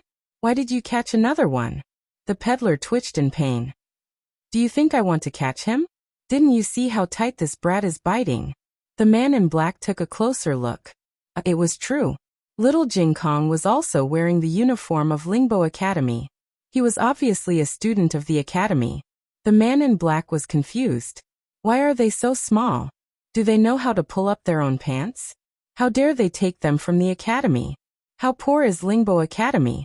The peddler couldn't bear it anymore. Stop looking. Hurry up and get him off me. I know. The man in black waved his hand and walked forward to pull little Jing Kong away. This time it was easy to pull him down. There was no other reason. Little Jing Kong could not hold on any longer. He had bitten until now because of his stubbornness. Although he had a mouthful of sharp teeth, he had forgotten that he had a weakness for meat. Little Jing Kong fell to the ground with his arms and legs spread out. His eyes rolled back and his tongue stuck out. The young princess had long been scared silly. She did not move, nor did she cry or scream. The man in black and the peddler were quite satisfied. The peddler handed the young princess over to the man in black and said, "Take them away first. I'll go and treat my wound. Then this." The man in black took the young princess and pointed at little Jing Kong, who was lying on the ground with his tongue out. The peddler said impatiently, "Whatever, throw it out." No. The young Canton princess suddenly opened her mouth and grabbed the man in black's collar with both hands. Her small body was trembling non-stop. Using the most terrified expression, she said the fiercest words, "Don't throw him away." The man in black was stunned for a moment. He turned to the peddler and said, "Why didn't you throw it earlier? Throwing it out now. Is it because you don't want to expose yourself fast enough? What if someone sees it?" "I said it's up to you." The peddler interrupted him. "I'm in so much pain. I'm going to apply medicine." After saying that, he limped to another room. The man in black frowned. He held the young princess in one hand and little Jing Kong in the other hand. Then he locked the two of them in the woodshed. In the throne room, the monarch was in court. Recently, there had been frequent rainstorms in various parts of the Yen kingdom, which had caused many floods in the middle and lower reaches of the river. All the government offices had asked the imperial court for disaster relief. Because there were many disaster areas and the situation was serious, disaster relief became urgent. However, disaster relief was not only a matter of money. It also needed to send troops to fight the floods, repair the dams, and resettle the displaced victims. This year's flood was the worst in 25 years. The monarch had a headache. He pressed the space between his eyebrows and said faintly, "How did the flood happen 25 years ago?" The throne room was completely silent. All the ministers held their ceremonial tablets and looked down. The monarch suddenly realized that he had asked a stupid question. 25 years ago, half of the south was hit by a disaster. It was Xianyuan Li who led the troops to provide disaster relief. Not only did he repair the dams, save the victims, and save thousands of acres of fertile land, but he also killed 18 local officials who embezzled the disaster funds and exploited the people. He acted first and reported later. Those local officials were involved with the major forces of the provincial capital, and even the capital. For a time, the capital was in turmoil. Some people tried to drag Xianyuan Li down, and some tried to threaten him. Unfortunately, no one succeeded. All the major forces were either uprooted or cut off their tails to survive. In short, after several years, no one dared to think about the disaster relief funds. All the major forces that survived the disaster kept their tails between their legs and became honest officials for a period of time. Just when the monarch was having a headache over the flood, the imperial guards and palace maids who were escorting the young princess returned. The palace maid knelt on the long steps outside the throne room and cried, "Your Majesty! Your Majesty! The young princess has been taken away." The monarch's eyes darkened and in an instant he was filled with murderous intent. "What did you say? What happened to the young princess?" The palace maid trembled as she cried. When our carriage reached the back door of Lingbo Academy, suddenly, a hawker selling candied haws. He took the young princess away. The monarch slapped the armrest of the throne and stood up angrily. A hawker selling candied haws can take someone away from the imperial guards. What are the imperial guards doing? Han Ye's father, Han Lei, trembled as he held the ceremonial tablet. Half of the imperial guards were the Han family's forces, and Han Yi was the deputy commander of the imperial guards. He hoped that the imperial guards who were escorting the young princess this time were not personally promoted by his son. Otherwise, the Han family would be charged with dereliction of duty. The monarch called the imperial guard who came back to report to the palace. To Han Lei's disappointment, this person was called Zhang Feng, and he was Han Ye's subordinate. Han Lei's heart sank to the bottom in an instant. The monarch asked for the details and asked a civil official to draw a portrait of the hawker according to Zhang Feng's description. No one had seen this person before. To find the young princess was tantamount to finding a needle in a haystack. The monarch was furious, and the entire throne room was shrouded in a layer of murderous aura. Find the young princess for me, even if you have to dig 3 feet into the ground. I want her alive. Zhang Feng reported. There was another child who was also taken away. He was about the same age as the young princess and wore the same academy uniform. This characteristic was too obvious. In the entire Lingbo Academy, there was only one child who was the same age as the young princess, little Jing Kong. State Preceptor Palace. Xiao Heng had just returned from the library and walked to the door when he saw his eldest disciple, Yi Qing, leading 20 disciples and men of sacrifice hurriedly passing by. Xiao Heng asked, Yi Qing, where are you going? Yi Qing stopped in his tracks and bowed to Xiao Heng with cupped hands. Your Highness Changsun, the young princess and her classmate have been captured. Our state preceptor hall also plans to go out and look for them. Xiao Heng's eyes slightly paused. Which classmate of the young princess? Yi Qing said. The little boy who came yesterday and sang in the Qilin Hall for a long time. He seems to be called Jing Kong. Jing Kong was taken away? In the side room, Gu Jiao looked at Xiao Heng and asked. Xiao Heng nodded. The hawker originally wanted to catch the young princess, but Jing Kong rushed over and bit him. The hawker couldn't get rid of him, so he took him away. Shang Guanyin had fallen asleep. The room was very quiet. Gu Jiao was very calm. I see, she said. She came to the bedside, looked at the infusion bottle, stretched out her hand, pulled out the infusion tube, and calmly injected heparin sodium into the infusion needle. After doing this, she carefully dealt with the medical supplies. The whole process was orderly. Xiao Heng looked distressed. The imperial guards who escorted the young princess are Han Ye's men. Han Ye won't kidnap the young princess. It's not good for him. Either someone wants to retaliate against the king, or someone wants to deal with the Han family. The young princess was the king's sweetheart, so they didn't dare to do anything to her. Jing Kong was hard to say. He was just a child from another country. If necessary, in order to avoid trouble, they may kill him. In fact, the situation of the young princess was not necessarily foolproof. An accident was often full of variables, and any variable may lead to unpredictable consequences. Gu Jiao put on the armor on her arm. Then Gu Jiao came to the weapons room of the Qilin Hall, pointed to the red-tasseled silver spear on the wall, and said calmly, "Lend it to me." The disciple who was wiping the weapon looked at her in a daze. She was very calm, like the surface of a lake without any ripples. However, for some reason, the disciple felt a chill in his heart, as if a terrible storm was brewing under this calm lake. When the disciple came back to his senses, Gu Jiao had already taken the red-tasseled silver spear out. Gu Jiao also borrowed a horse from the state preceptor hall. She rode on the horse, and the sun was blazing above her head. She raised her head, put her index finger and thumb in her mouth, and whistled towards the vast sky. Not far away, there was the sound of an overlord eagle's cry. A fierce gerfalcon flapped its wings and flew over, circling above Gu Jiao's head. Gu Jiao held the red-tasseled spear in one hand, and the reins in the other. Her eyes were sharp. Let's go. The latest chapter of this book is not finished. For more exciting content, please scan the QR code below to download the app. Novels are updated faster. Millions of novels are free to read. Novels that can't be found online are all here. https://www.zhbqg.com/89642_896428226/1068383441. HTML Genius remembered this site's address in 1 second. www.zhbqg.com Bikuga mobile reading website.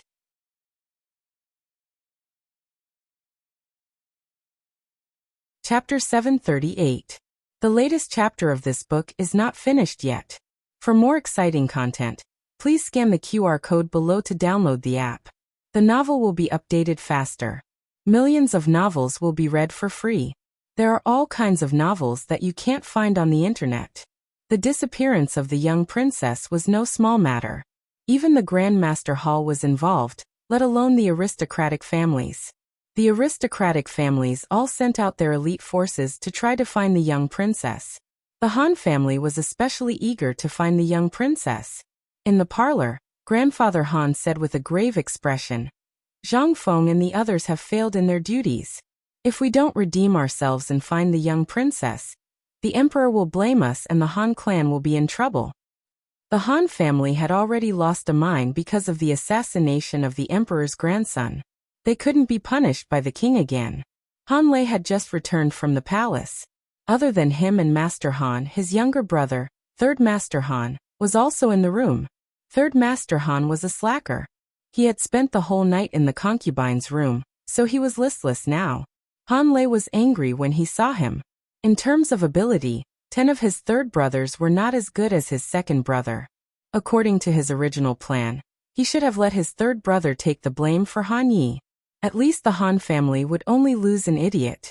However, because he was the eldest son of the old madam, he could enjoy the fruits of others' labor, even if he didn't work hard or contribute to the family.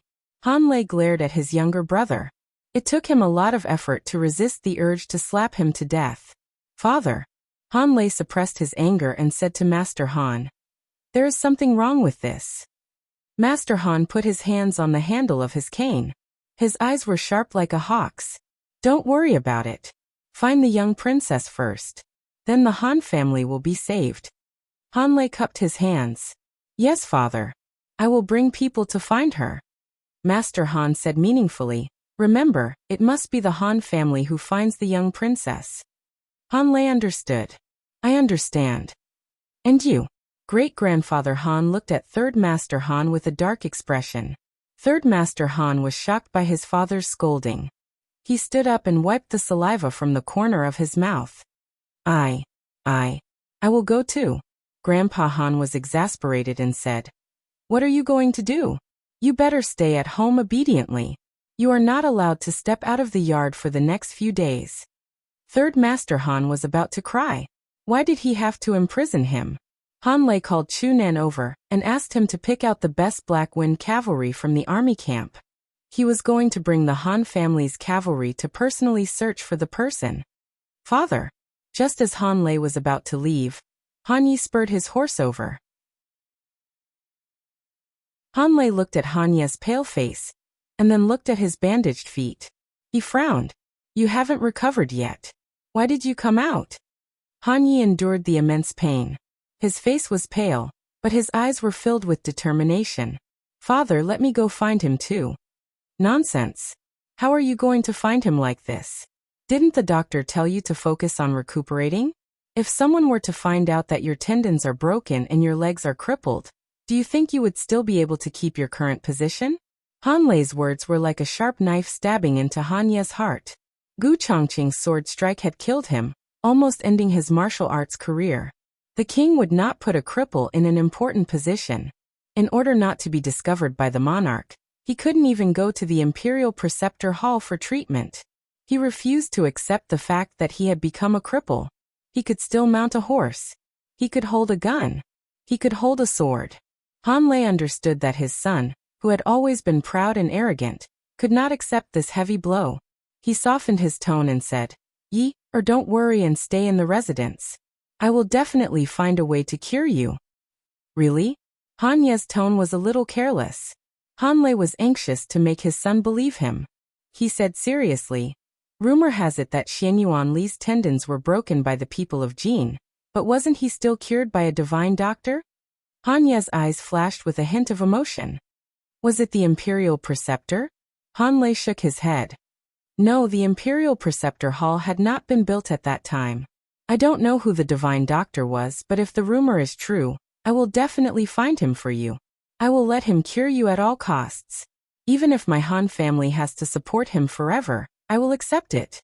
This was the first time Han Yi felt his father's unreserved concern for him from his eyes. In the past, only his second uncle would be like this. Han Yi whispered, "It's been decades. Who knows if that person is still around?" Han Lei held his shoulders. "Yi, don't say such discouraging words. You are the heir of the Han family. You can't give up on yourself." Han Yi said, "I know I was wrong, father." Han Lei smiled with relief. "Quickly go back and recuperate. I will take care of the matters outside." Han Yi was carried back to his courtyard by the servants. He lay on the rattan chair at the door and looked at the courtyard from afar. Qi Xian patted the mosquitoes on his body and said to Han Yi, "Okay, don't worry. I will help you find him." Han Yi said, "Thank you, master." Qi Xian put his hands behind his back and sighed. "We are master and disciple. I don't want to see anything happen to your family."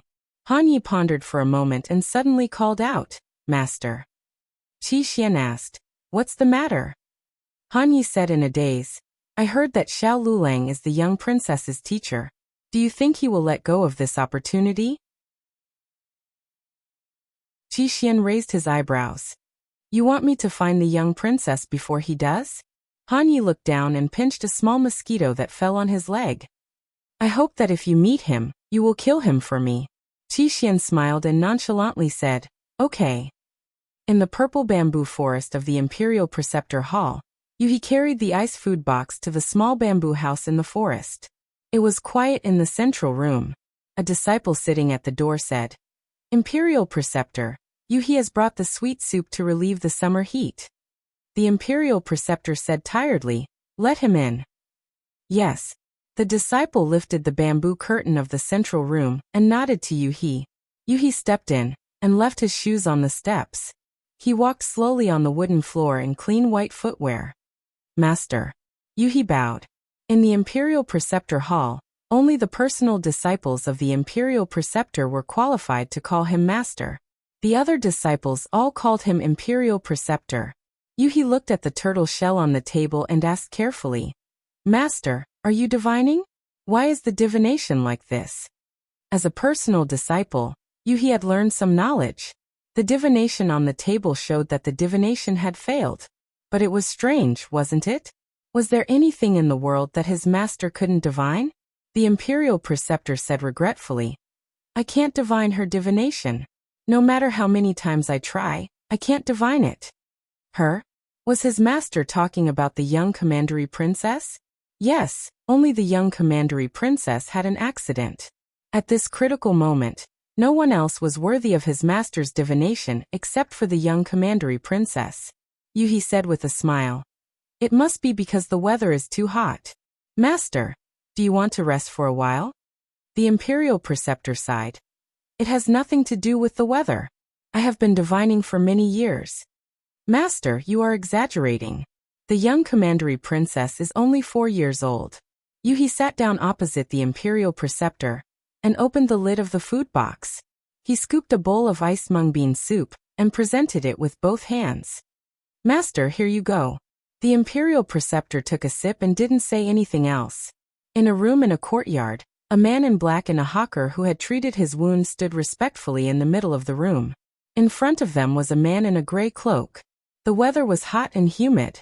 The man put down the hood of his cloak and took off the mask on his face. He glanced at the two and asked, "Is it done?" The hawker said, "We caught the man." The man in black added, "But we caught an extra one." The hawker was speechless. "Would you die if you kept quiet?" "What do you mean by an extra one?" the man asked with a frown. The hawker pointed to his injured thigh and said, "He is the young commandery princess's classmate. He followed me here and bit my thigh. I couldn't get rid of him. But don't worry, we have got the information from the young commandery princess. He is a poor boy. He doesn't even have parents at home. He only has an elder sister who is studying at the academy next door. Even if he dies outside, no one can care." The man snorted. "That better be the case." The man in black hesitated for a moment and said, "Master, the young commandery princess.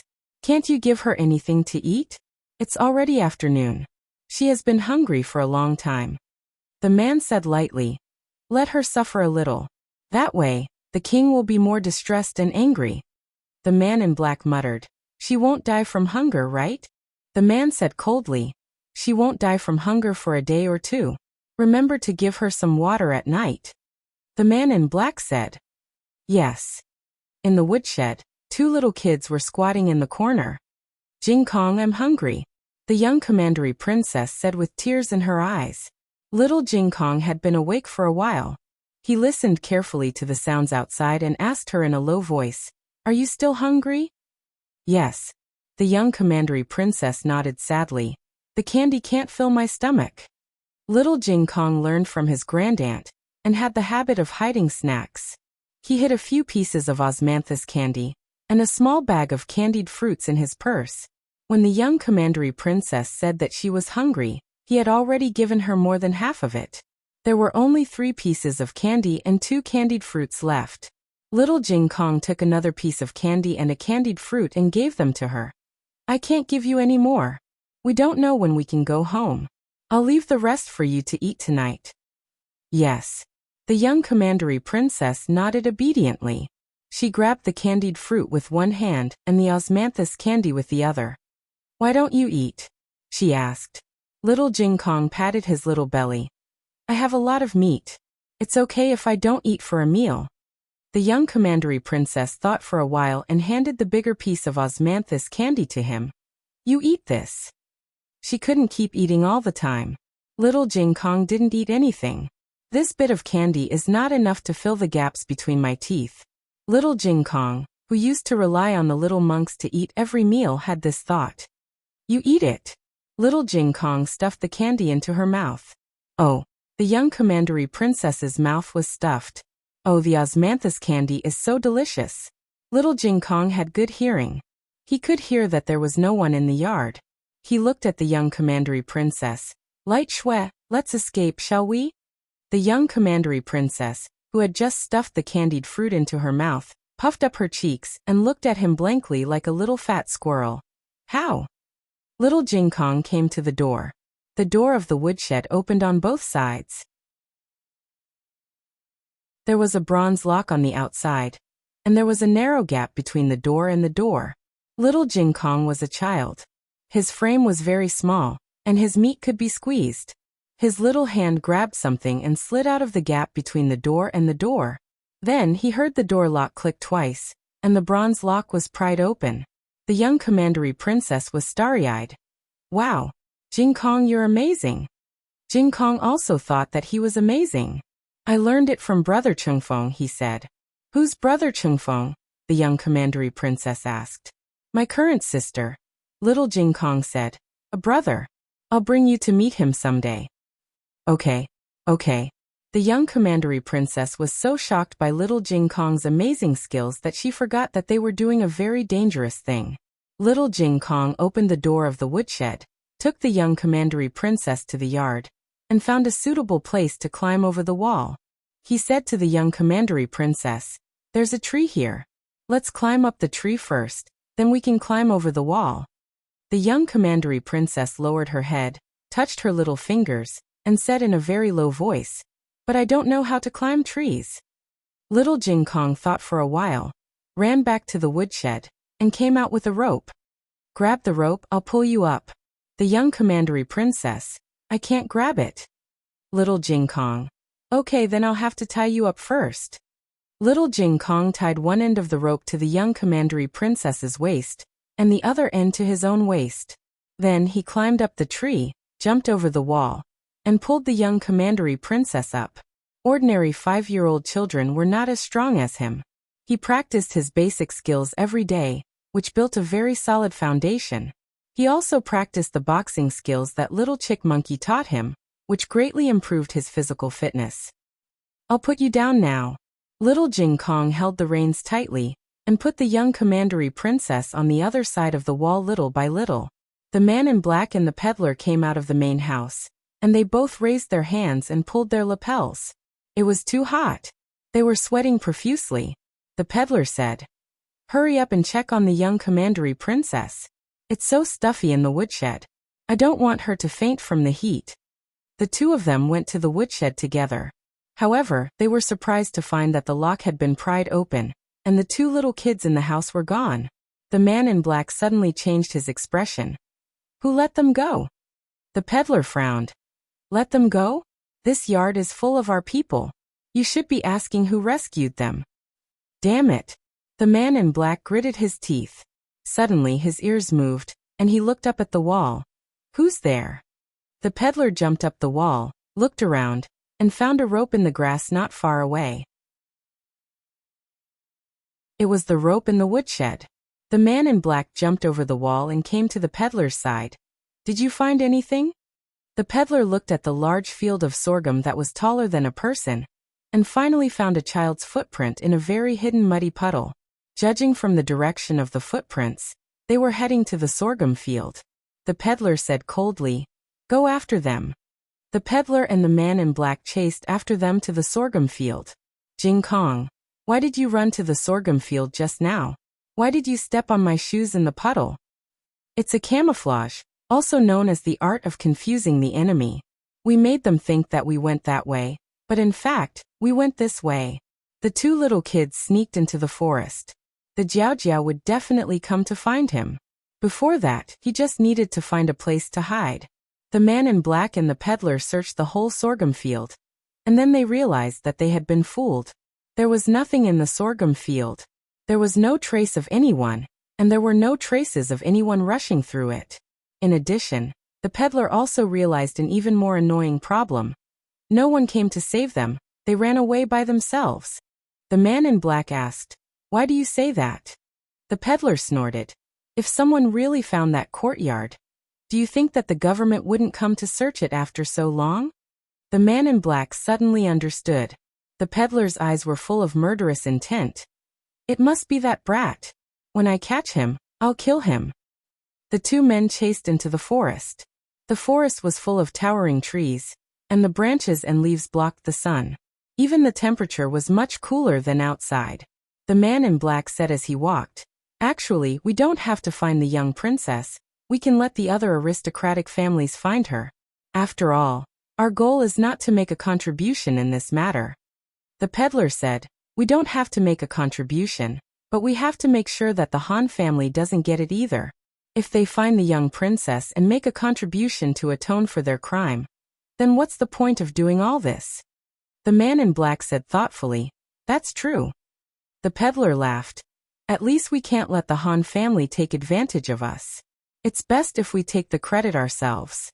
As they spoke, the two men walked further and further away.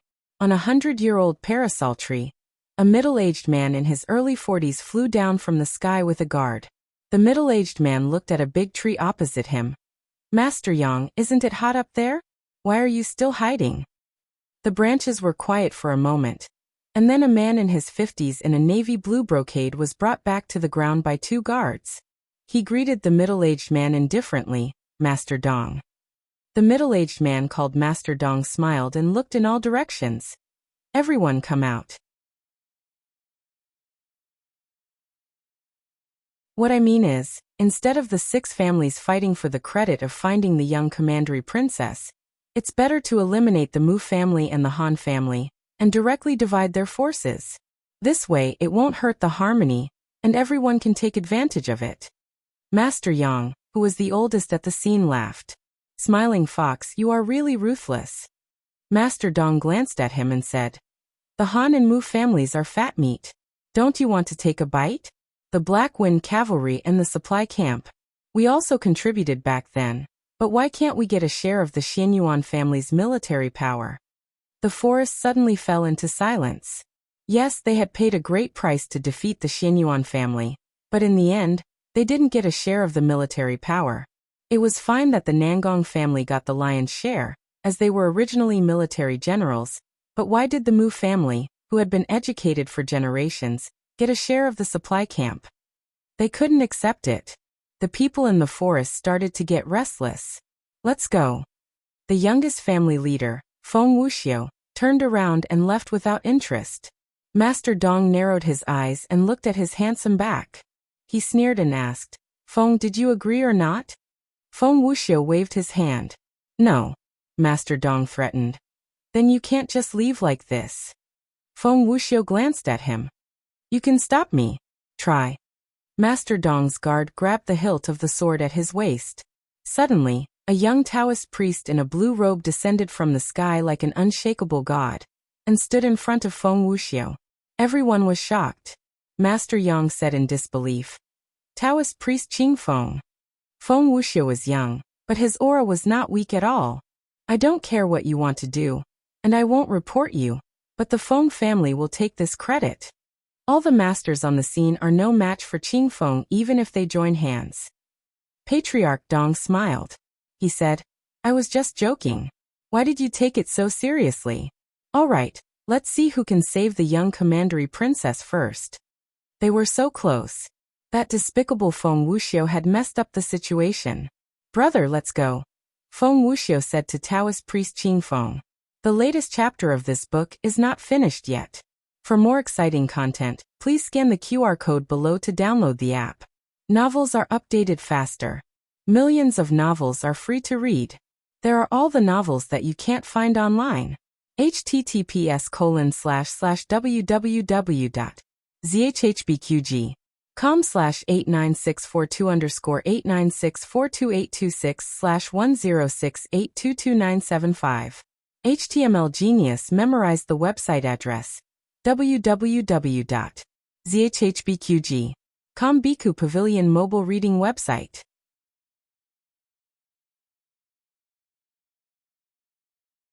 Chapter 739. The latest chapter of this book is not finished yet. For more exciting content, please scan the QR code below to download the app. The novel will be updated at a faster rate. Millions of novels will be read for free. There are all kinds of novels that can't be found on the internet. The sky gradually darkened. The two little kids were hiding in a shady cave. The cave was not deep and was just big enough for the two little kids to hide in. The young princess had already eaten the last preserved fruit, and the second last piece of osmanthus candy. The two little kids' clothes were torn, and their faces were dirty. They didn't look like noble students at all. If he were to walk on the streets, he was afraid that people would think that he was a refugee from somewhere. The two little kids sat with their backs against the wall. Little Jing Kong sat outside, and the young princess was blocked by his body. Are you still hungry? Little Jing Kong asked her. The young princess nodded, then quickly shook her head. She swallowed her saliva and said, I'm not hungry. As soon as she finished speaking, her stomach growled. She covered her small belly and said softly, I didn't ask it to growl. It growled by itself. The young princess had been kidnapped, locked in a small dark room, escaped with her friends, and hid in this dark and damp cave. She was no longer the young princess she was in the morning. She was a young princess who could endure hunger. Little Jing Kong took out the last piece of candy, broke half of it and gave it to her. He carefully put the other half back into his pocket. There are fruits on the tree over there. I'll go and pick some. Little Jing Kong looked at the candy in the young princess' hand as he said, I'll be back when you finish this piece of candy. Okay. The young princess nodded obediently and held his little hand. You must come back. I will. Little Jing Kong sneaked out to pick the fruits.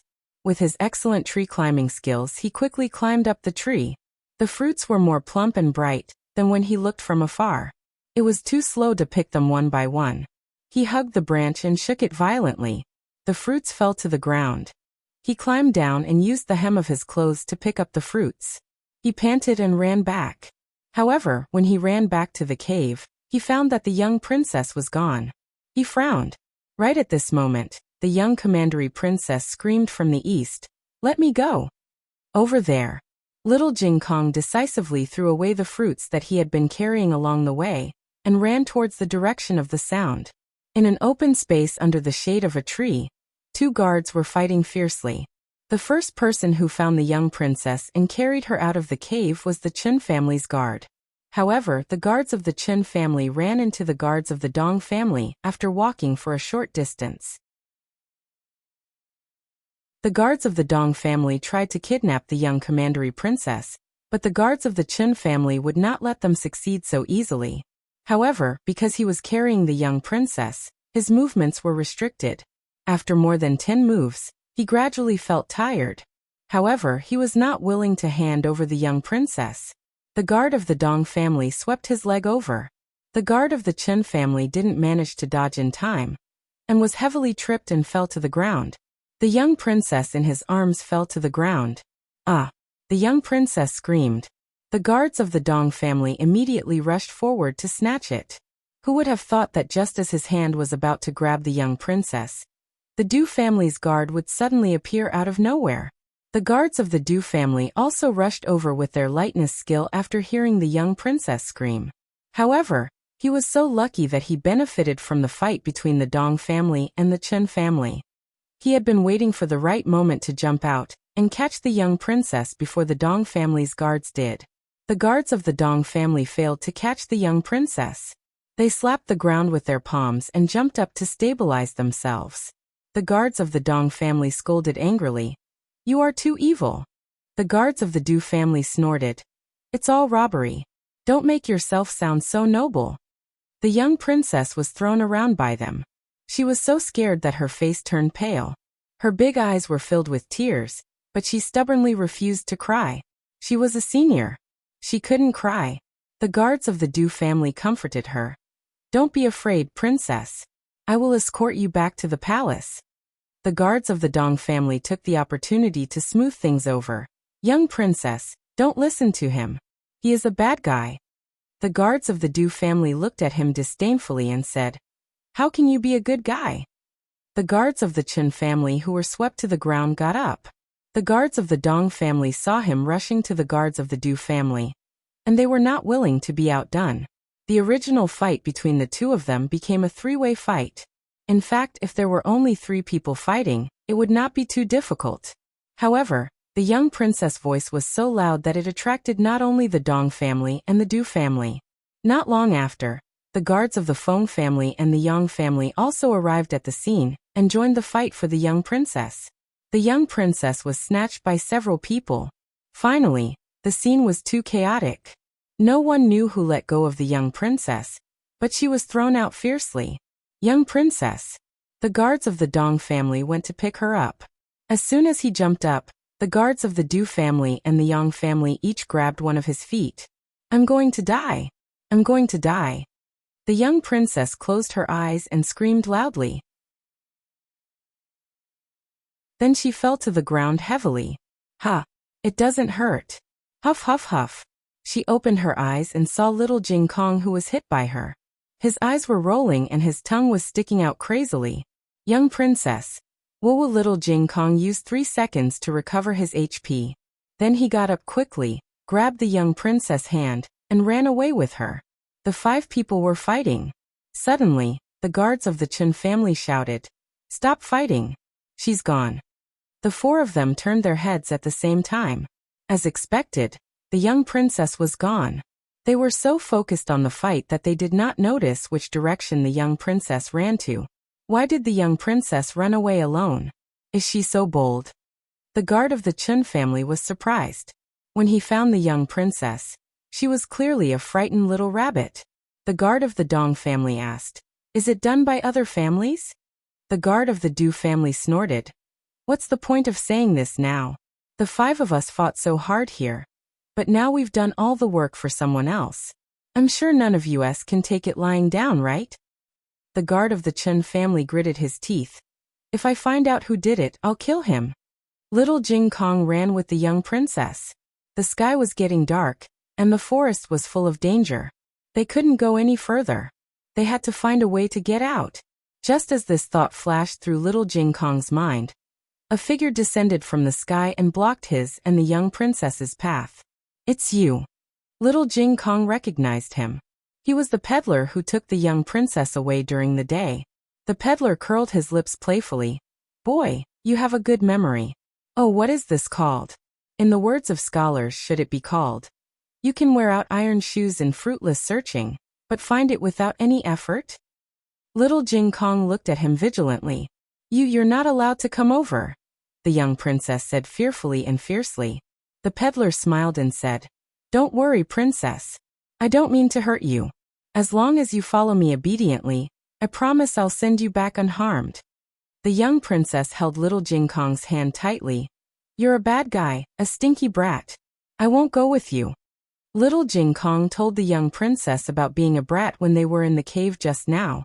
The peddler said patiently, "It's getting dark and the wolves, tigers, and leopards in the forest are coming out. Do you want to be eaten by those wolves and tigers if you don't go with me?" I. The young princess trembled in fear. She didn't want to be eaten. Little Jing Kong pulled the young princess and ran back, but he saw the men in black on the other side. This was what it meant to be surrounded by wolves and tigers. "Don't talk nonsense. Those people will be here soon.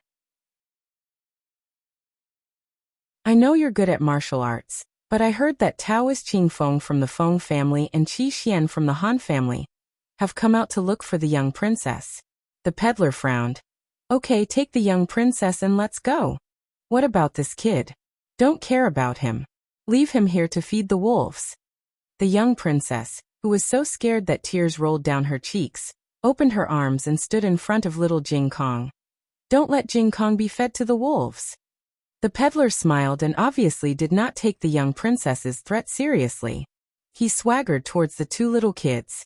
Little Jing Kong suddenly grabbed something from his pocket and threw it at him. Then little Jing Kong threw a round object at him. The peddler caught it with his fingers and laughed. It was just a fruit.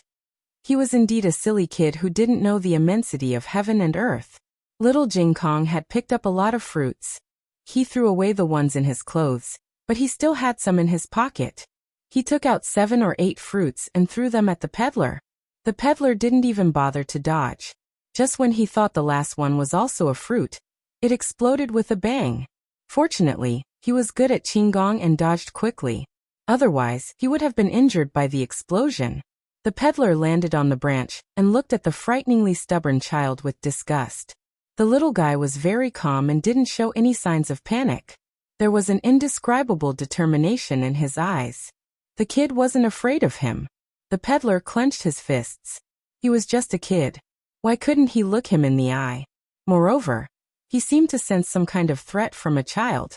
This was too strange. A thought flashed through his mind. I can't let this kid live. This forest can't kill him. One day, when he grows up, he will become a terrifying existence. A strong murderous intent flashed through the peddler's eyes. He leaped into the air, stretched out his evil claws, and twisted little Jing Kong's neck mercilessly. The strength of this move was not something a 5-year-old kid could dodge. His evil claws grabbed little Jing Kong's throat. But at this moment, something unexpected happened. Suddenly, a sharp eagle's cry came from the sky above, followed by the sound of something breaking through the air. A red-tasseled spear glittering with silver light shot towards him like a bolt of lightning with irresistible force. What a fast weapon! He quickly dodged. Unfortunately, it was too late. He was sent flying by the huge force, and his entire arm was cut off by the red tassel spear. He fell heavily at the feet of the man in black, and blood splattered everywhere. The red tassel spear didn't lose its strength after cutting off his arm. It pierced deeply into the big tree behind them. The man in black broke out in a cold sweat. He looked at the other side of the forest in disbelief, and saw a 15 or 16-year-old boy galloping over on a horse. The boy was thin and his eyes were sharp.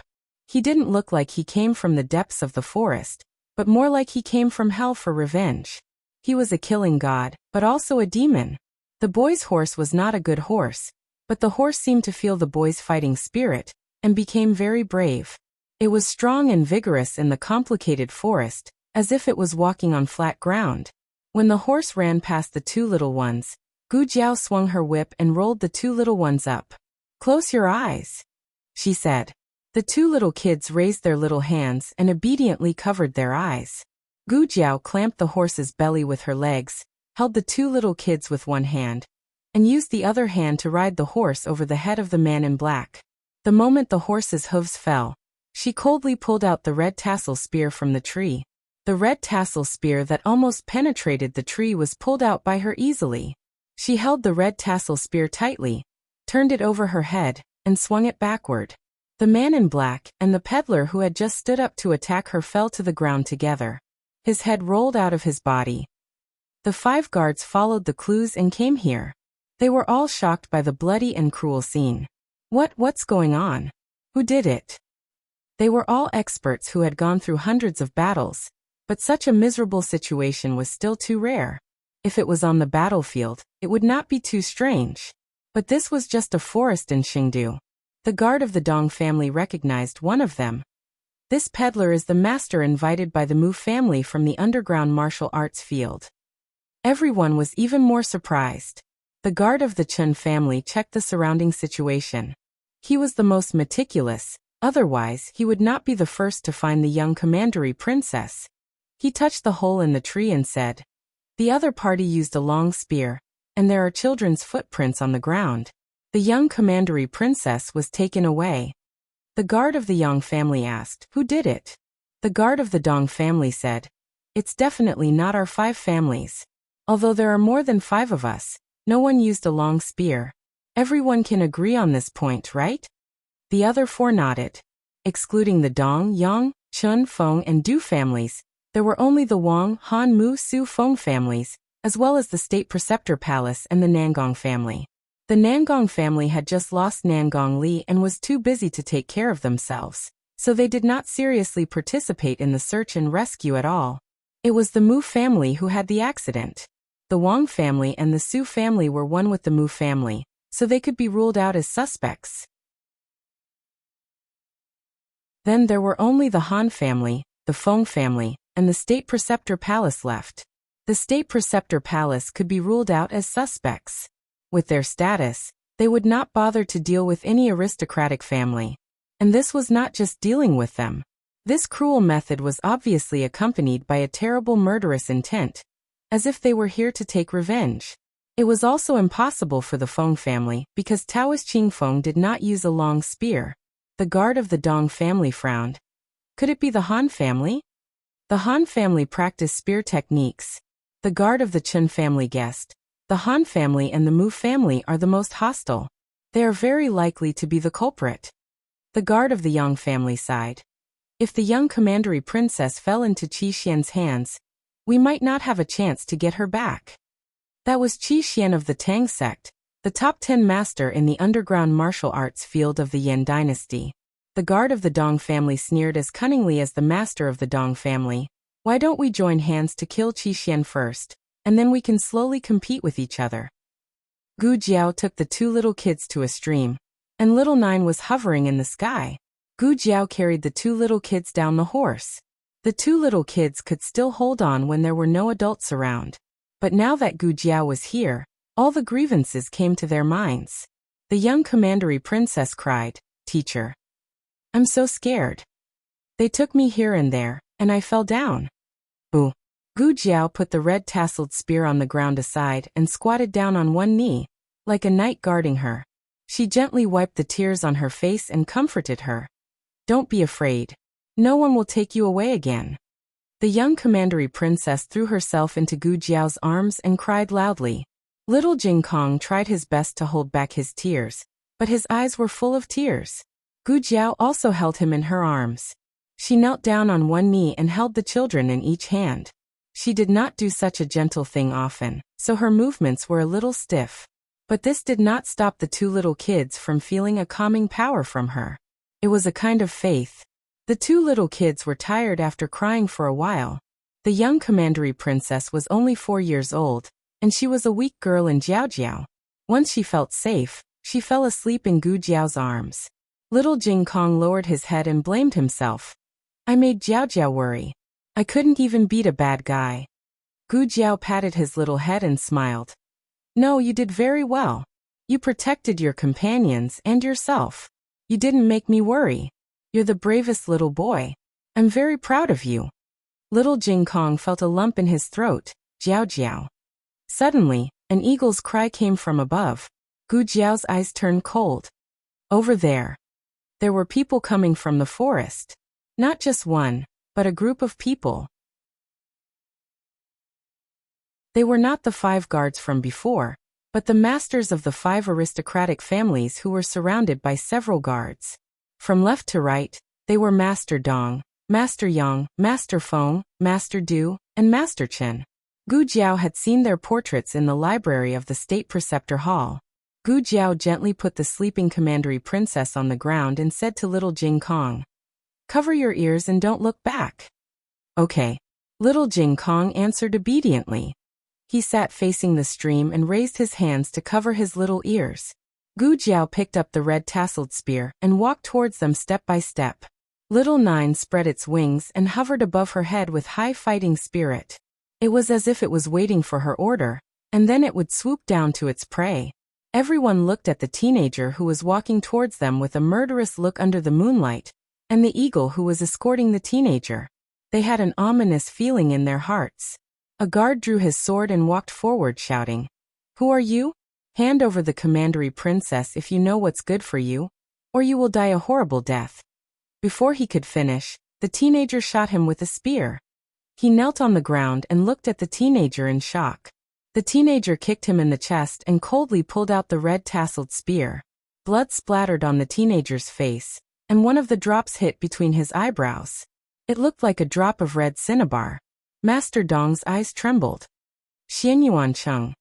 The teenager raised his hand and casually wiped the blood off his face. He looked at the crowd with a murderous look in his eyes. "Who's next?" The latest chapter of this book is not finished yet. For more exciting content, please scan the QR code below to download the app. Novels are updated faster and more complete. Millions of novels are free to read. All the novels that can't be found online are available here. https://www.zhhbqg.com/89642_896/1068038669. HTML Genius memorized the website address in 1 second. www.zhhbqg.com Bikuj mobile reading website.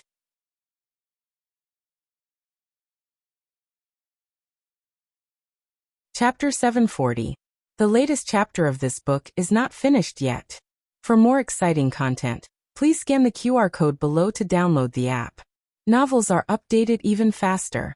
Millions of novels are free to read. Novels that can't be found online are all available here. That was a guard from the Feng family. The ones who came out to carry out this mission were not ordinary guards. They were all carefully selected elites. Being able to kill him with one shot was enough to prove this young man's ability. However, this alone was not enough to shock everyone present. The murderous aura and wolf-like nature emitted from the young man's body was faintly familiar to everyone. But only the Dong family had thought of Xianyuan Cheng. "Go." The Dong family head and the others all gave the order. The other 5 guards drew their swords and rushed towards Gu Jiao. Everyone watched the fight between the young man and the guards intently. The young man knew that he did not have the advantage in numbers. He had to conserve his strength to the greatest extent, so every move he made hit the opponent's vital points, not giving the opponent a chance to make a comeback. "Who do you think of?" the Dong family had asked. A name flashed through everyone's mind at the same time: Xianyuan Cheng. Xianyuan Cheng went to war with his father when he was 10 years old. At the age of 12 he achieved military merits. He was the bravest young man on the battlefield, the Blood Wolf. If he met a god, he would kill a god. If he met a devil, he would kill a devil. Even if he could not kill the other party, he would ruthlessly bite off a piece of flesh from the other party. Therefore, even if they defeated Xianyuan Cheng's enemy, they were not willing to fight with Xianyuan Cheng again. The price was too high. Feng Laosen asked, "Who is this young man?"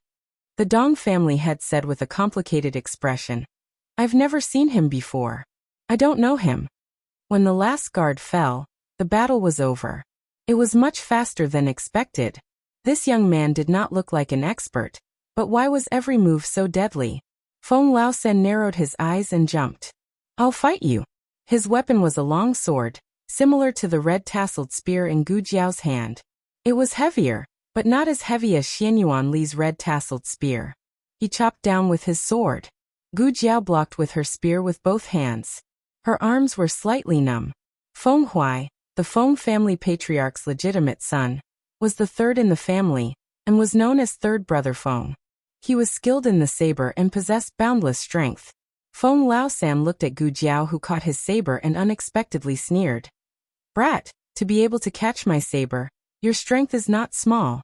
Let's see if you have the ability to withstand my second attack. He only used 30% of his strength in the first strike. When the second slash came down, Gu Jiao's feet sank half a foot into the ground. If he continued fighting like this, he would sooner or later run out of energy. Gu Jiao decided to turn defense into offense. When Brother Feng's third blade came, Gu Jiao didn't meet it head-on.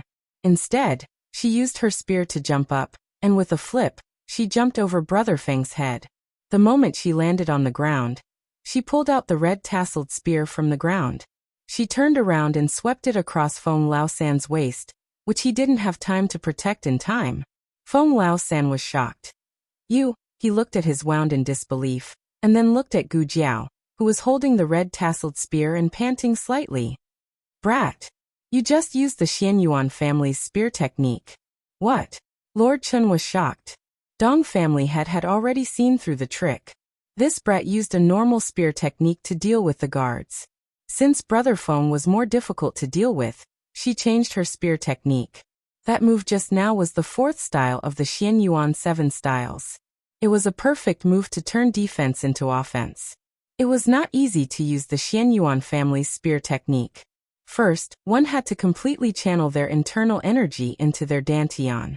Without using any internal energy, they had to rely on the body's endurance and explosive power to use it. This spear technique was created by Xianyuan Li. To be honest, he didn't understand why Xianyuan Li created this spear technique. Everyone in the Xianyuan family had internal energy. Wouldn't it be better for him to create a spear technique that could also be used with internal energy? As a result, the experts of the Xian family couldn't steal it even if they wanted to. His thoughts wandered. How did this brat obtain this spear technique? How did he learn it with his amazing willpower and physique? Other than Xianyuan Li and Xianyuan Cheng, only the tempered body monks of the Shaolin Temple could withstand this kind of force. This brat was a Shaolin monk? No, even a monk couldn't learn it. The two techniques were contradictory. The head of the Dong family had a headache. He was suddenly very curious about this brat, and wanted to know his origin. After Feng Laosan was injured, he began to use his full strength. His attacks were faster and faster, so Gu Jiao couldn't dodge. Feng Laosan kicked Gu Jiao's shoulder. Gu Jiao was forced to retreat several feet. Her feet drew a long ditch on the ground until she stabbed the red-tasseled spear deep into the ground. When she stopped, she was only half a foot away from little Jing Kong. Jiao Jiao? Little Jing Kong felt her breath, but little Jing Kong remembered Gu Jiao's words. He couldn't turn back. Gu Jiao stared at Feng Laosan in front of her. She raised her hand to wipe the blood from the corner of her mouth and said softly, "Count the stars." Okay. Little Jing Kong sat cross-legged on the cloak and looked at the vast starry sky. 1, 2, 3. His childish voice was the peace she wanted to protect. Gu Jiao straightened up and walked toward Feng Laosan with the red-tasseled spear in her hand. Feng Laosan was confused. What was going on? After being kicked by him, she could still stand up and walk toward him. Very well, if you want to die, then don't blame me for being rude. Feng Laosan raised his long knife and slashed toward Gu Jiao's neck. Gu Jiao, who should have been beheaded, disappeared. Feng Laosan was shocked. Gu Jiao's red-tasseled spear was still on the ground, but where was she? In the next second, Gu Jiao appeared behind Feng Laosan. Feng Laosan felt a chill run down his spine and realized something. Just as he was about to turn around, Gu Jiao grabbed the hair on the back of his head. Gu Jiao grabbed him with one hand and held the dagger with the other, cutting his throat. This was not the Xianyuan family's spear technique, but a killing move from her previous life. She had not used it for a long time, but fortunately she remembered it. Feng Laosan fell to the ground with a dumbfounded expression. The air was filled with the thick smell of blood. Gu Jiao's violent nature was stirred up, but she did not lose control for the time being. She held the bloody dagger and looked at the remaining 4 people indifferently. There was no ruthlessness in her eyes, nor was there a trace of satisfaction or joy from defeating her opponent. She was very calm. But this was the most terrifying thing. Brat, you just killed a big shot, okay? You just cut a bag of cabbages. Gu Jiao raised the dagger. I'm tired of fighting. All of you come at me together." On the other side, Mu Qingchen and a bodyguard also entered the forest. The bodyguard looked up and said, "Young master, look, that eagle is flying so high." Mu Qingchen raised his eyes and looked around. He had been watching that eagle for a long time, and it had been hovering in a certain direction. Mu Qingchen looked away and said, "Don't worry about that eagle. Finding the person is more important." The bodyguard replied, "Yes, young master." After walking for a while, the bodyguard said in a low voice, "It's already dark. If we can't find the young princess, I'm afraid she's going to be in trouble." Mu Qingchen frowned and did not say anything. He did not want to see this happen, but he had to admit that the longer they waited, the less likely the young princess would be to survive. They entered the forest from another direction, and did not see the peddler's corpse. Therefore, they did not know that the young princess had been found and taken away. The bodyguard asked again, "Young master, why didn't you let young master Muchuan come with you?" Mu Qingchen said, "It's useless even if he comes. He was still a child." While they were talking, an eagle's cry suddenly came from the dome. The gerfalcon hovering above the forest suddenly swooped down as if it had found its prey. Then a series of shrill screams came from the depths of the forest. "Ah!"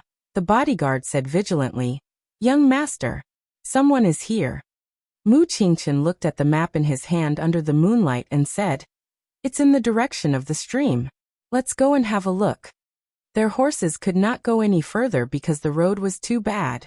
Riding a horse was not as fast as lightness skill. At this moment, they were both walking. They rushed over with lightness skill. There was a scuffle going on by the stream. The masters and pillars of the aristocratic families present were all martial artists. Otherwise, how could they enter the forest in person? Only Master Yang was watching the battle alone. He was the oldest person present, more than 50 years old. He even relied on the bodyguard to climb up and down the tree. Master Dong caught Gu Jiao's spear. He turned his head and gritted his teeth. "That's enough, old Yang. Stop pretending. If you continue to pretend to be weak, none of us will be able to leave."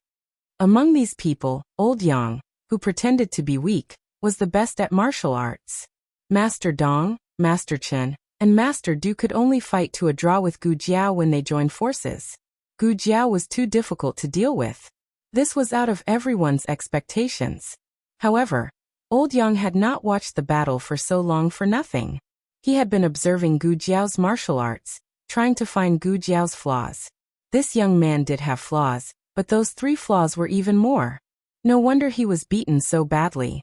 He jumped out and said, "Okay, I'll help you." After Master Yang joined the battle, Gu Jiao obviously felt the pressure. This little old man, who had no sense of presence, was a real master. While they were fighting, several bodyguards came out from the other side of the forest. They were very smart. They did not participate in the battle between the masters. Instead, they went straight to the stream to catch little Jing Kong and the young commandery princess. The main reason was that it was dark. Their clothes were the same, their hair was the same, and their faces were dirty. They could not tell who was the young commandery princess, so they had to catch both of them. Gu Jiao shouted, "Little Nine!" Little Nine swooped down and pecked the eyes of the bodyguard who was leading the battle. The scream that Mu Qingchen and the bodyguards heard came from his mouth. At this moment, Little Nine was no longer an ordinary gerfalcon. It was Gu Jiao's war eagle. Little Nine had also started its own battle. One of the bodyguards pretended to be injured and fell into the stream, but in fact, he was eyeing the 2 little people by the stream. Little Jing Kong looked at the bodyguard who was crawling towards him. Well, Jiao Jiao only said that he was not allowed to look back, but he did not say that he was not allowed to move. The bodyguard rushed towards little Jing Kong. Little Jing Kong jumped up and stretched out his little iron hand. Monkey steals peach. The bodyguard. The bodyguard knelt on the ground and was in so much pain. Mu Qingchen, who had rushed to the scene and witnessed this scene, tightened his legs and took a deep breath. Gu Jiao was not any better. She staggered and almost fell. Monkey steals peach? Where did he learn such dirty martial arts? Don't tell her that it was taught by that little chicken monkey. Her innocent little Jing Kong was led astray just like that. When she returned to Zhao country, she would beat him up. Beat him up. Beat him up. Gu Jiao misunderstood. This move was not taught by Marquis Xianping, but by the strongest little bad friend, Su Tsong, who was the head of the 3 scumbags in the Imperial College. The latest chapter of this book is not finished yet. For more exciting content, please scan the QR code below to download the app. The novel will be updated at a faster rate. Millions of novels will be read for free. All the novels that cannot be found on the internet are available here. https://www.zhbqg.com/89642_8964286/1067999324. HTML Genius memorized the website address in 1 second. www.zhbqg.com Bikuj mobile reading website.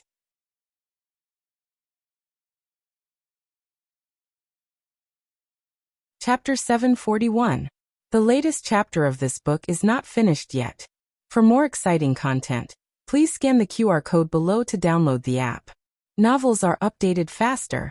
Millions of novels are free to read. Novels that can't be found online are all available here. The battle between Gu Jiao and Dong Family Head and the others was very fierce. With the addition of Yang Family Head, the other side's fighting strength had indeed increased a lot, but Gu Jiao was definitely a tough bone. She fought as if she didn't care about her life, but Dong Family Head and the others couldn't do the same. On one hand, they didn't want to be injured, but on the other hand, they wanted to easily kill Gu Jiao. As a result, the more they fought, the more chaotic they became. In the end, except for Yang Family Head, the other 3 were all injured. Dong Family Head was an old fox.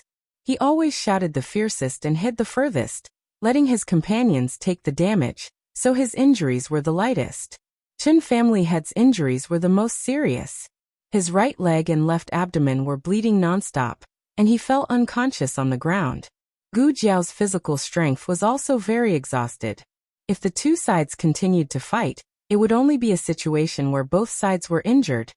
And because of that surnamed Yang, Gu Jiao glanced at Yang Family Head. This person was too unfathomable. The book pavilion had the least information about him. If she hadn't fought with him today, who would have thought that he was a hidden master? Dong Family Head said to Yang Family Head. His physical strength is almost exhausted. Old Yang, old Du and I will hold him back. You look for an opportunity and kill him in 1 move. Yang Family Head looked at Gu Jiao with a malicious gaze. Okay. Dong Family Head and Du Darren exchanged glances, and tacitly came to Gu Jiao's 2 sides, launching a pincer attack on Gu Jiao. Yang Family Head looked at the battle without blinking, waiting for Gu Jiao to show a flaw. When Dong Family Head restrained Gu Jiao's lower body, and Du Darren blocked Gu Jiao's red tasseled spear, Yang Family Head narrowed his eyes. The youth's physical strength decreased and his speed slowed down. This speed was nothing to an ordinary master, but in front of his realm, it was a great flaw. Now is the time. Patriarch Yang raised his hand and sent an iron palm towards Gu Jiao's back. Almost at the same time, a masked man in white appeared in a flash, and stood in front of Gu Jiao and the others. His palm met the Yang family's patriarch's attack. When the time was up, Dong Family Head and Du Darren's restraint reached its limit. Gu Jiao forced the 2 of them back with a single spear strike. She looked back. The white-robed man leaped up and flew towards her. He grabbed her slender waist and brought her up into the air. It's me, he whispered. Gu Jiao looked towards the stream, but she didn't see little Jing Kong and little Commandery Princess. He said up ahead. Gu Jiao did not resist anymore. Just when Mu Qingchen thought that Gu Jiao was going to be taken away by him, Gu Jiao suddenly turned around and threw a dagger at him. Are you all okay? Be careful. Patriarch Dong shouted. The dagger was aimed at Patriarch Yang. Patriarch Yang dodged sideways, but the angle Gu Jiao chose was very tricky.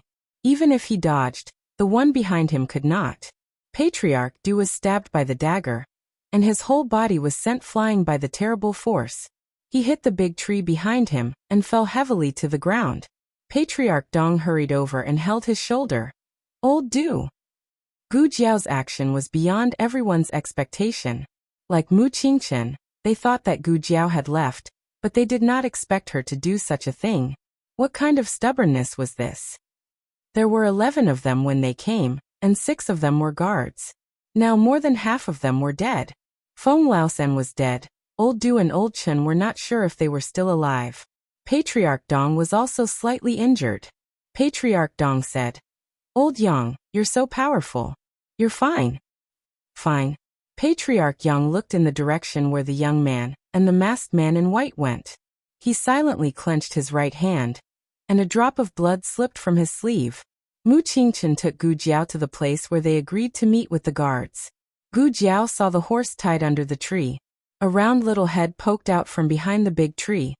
"Jiao Jiao?" The vigilance in Gu Jiao's eyes completely disappeared. Little Jing Kong trotted over. Gu Jiao took his little hand. "Are you scared?" "No." Little Jing Kong shook his head, looked at Mu Qingchen and said, "It's brother Qingchen." Little Jing Kong thought that Gu Jiao could not recognize Mu Qingchen, who was masked. "Yes, I know." Gu Jiao touched his little head and said to Mu Qingchen, "Thank you." Mu Qingchen thought that Gu Jiao was referring to him saving her, so he said calmly, "You're welcome." The guards came out from behind the big tree with the sleeping little princess in their arms. Just now, Mu Qingchen asked the guards to take little Jing Kong away, but he was almost attacked by little Jing Kong. Mu Qingchen had no choice but to show up. Only when little Jing Kong saw that it was him did he let down his guard. Gu Jiao sat down against the big tree. Little Jing Kong walked over and nestled in her arms. Mu Qingchen carried the sleeping little princess over, paused for a moment, and sat down on the other side of little Jing Kong. He looked at the two of them strangely, and said, "You haven't seen each other many times. Why are you so close?" Little Jing Kong could pretend that it was the first time he and Gu Jiao met each other in the boxing field. But in this dangerous forest, he could not hide his dependence on Gu Jiao. Gu Jiao said calmly, "Because I'm born with affinity?" Mu Qingchen was speechless. Mu Qingchen thought that little princess only met once and recognized Gu Jiao as her teacher. It could only be attributed to Gu Jiao's affinity with children. Gu Jiao leaned against the big tree with little Jing Kong in her arms, and asked, "Are you hungry?" Little Jing Kong hesitated for a moment, and nodded honestly, "I'm hungry." Gu Jiao asked, "How long have you been hungry?" Little Jing Kong thought for a moment and said, "One day." Gu Jiao never let Jing Kong go hungry, and neither did Xiao Heng. Gu Jiao did not bring any food with her, but there were a few glucose bars in the first aid kit. Gu Jiao opened the small box, took out a piece, and handed it to him. Little Jing Kong did not eat it, but fed it to Gu Jiao first. "Lu Lang, eat it." "I'm not hungry," Gu Jiao said. He told Light Shui the same thing, but he was actually very hungry, so Jiao Jiao must be hungry too. Little Jing Kong insisted on feeding Gu Jiao first. After Gu Jiao ate a piece, he happily took a piece of candy and put it into his mouth. Mu Qingchen frowned inexplicably. Why didn't he ask brother Qingchen to eat it too? No way. There was only so little candy. He only ate one piece, and the rest must be given to Jiao Jiao. "Go and pick some fruits," Mu Qingchen ordered the guard. Yes. The guard went to pick some fruits nearby. Mu Qingchen said to Gu Jiao distantly, "This place is very secluded, and no one will come here for the time being. We'll leave after you recover some strength." Gu Jiao did not care much about his deliberate alienation. "Okay." Mu Qingchen frowned. Little Nine fluttered its wings and landed on the branch above Gu Jiao's head. Mu Qingchen looked up at Little Nine, paused and asked, "This eagle is yours?" Gu Jiao said, "Sort of." What did she mean by sort of? Forget it. It was unnecessary to ask about this with their current relationship. Mu Qingchen was not surprised that Gu Jiao came out to look for someone. Gu Jiao was the little princess's teacher, and it was reasonable for her to help when the little princess was missing. But he didn't understand how he managed to get into a fight with those people. Mu Qingchen took off the veil on his face and told Gu Jiao the doubts in his heart.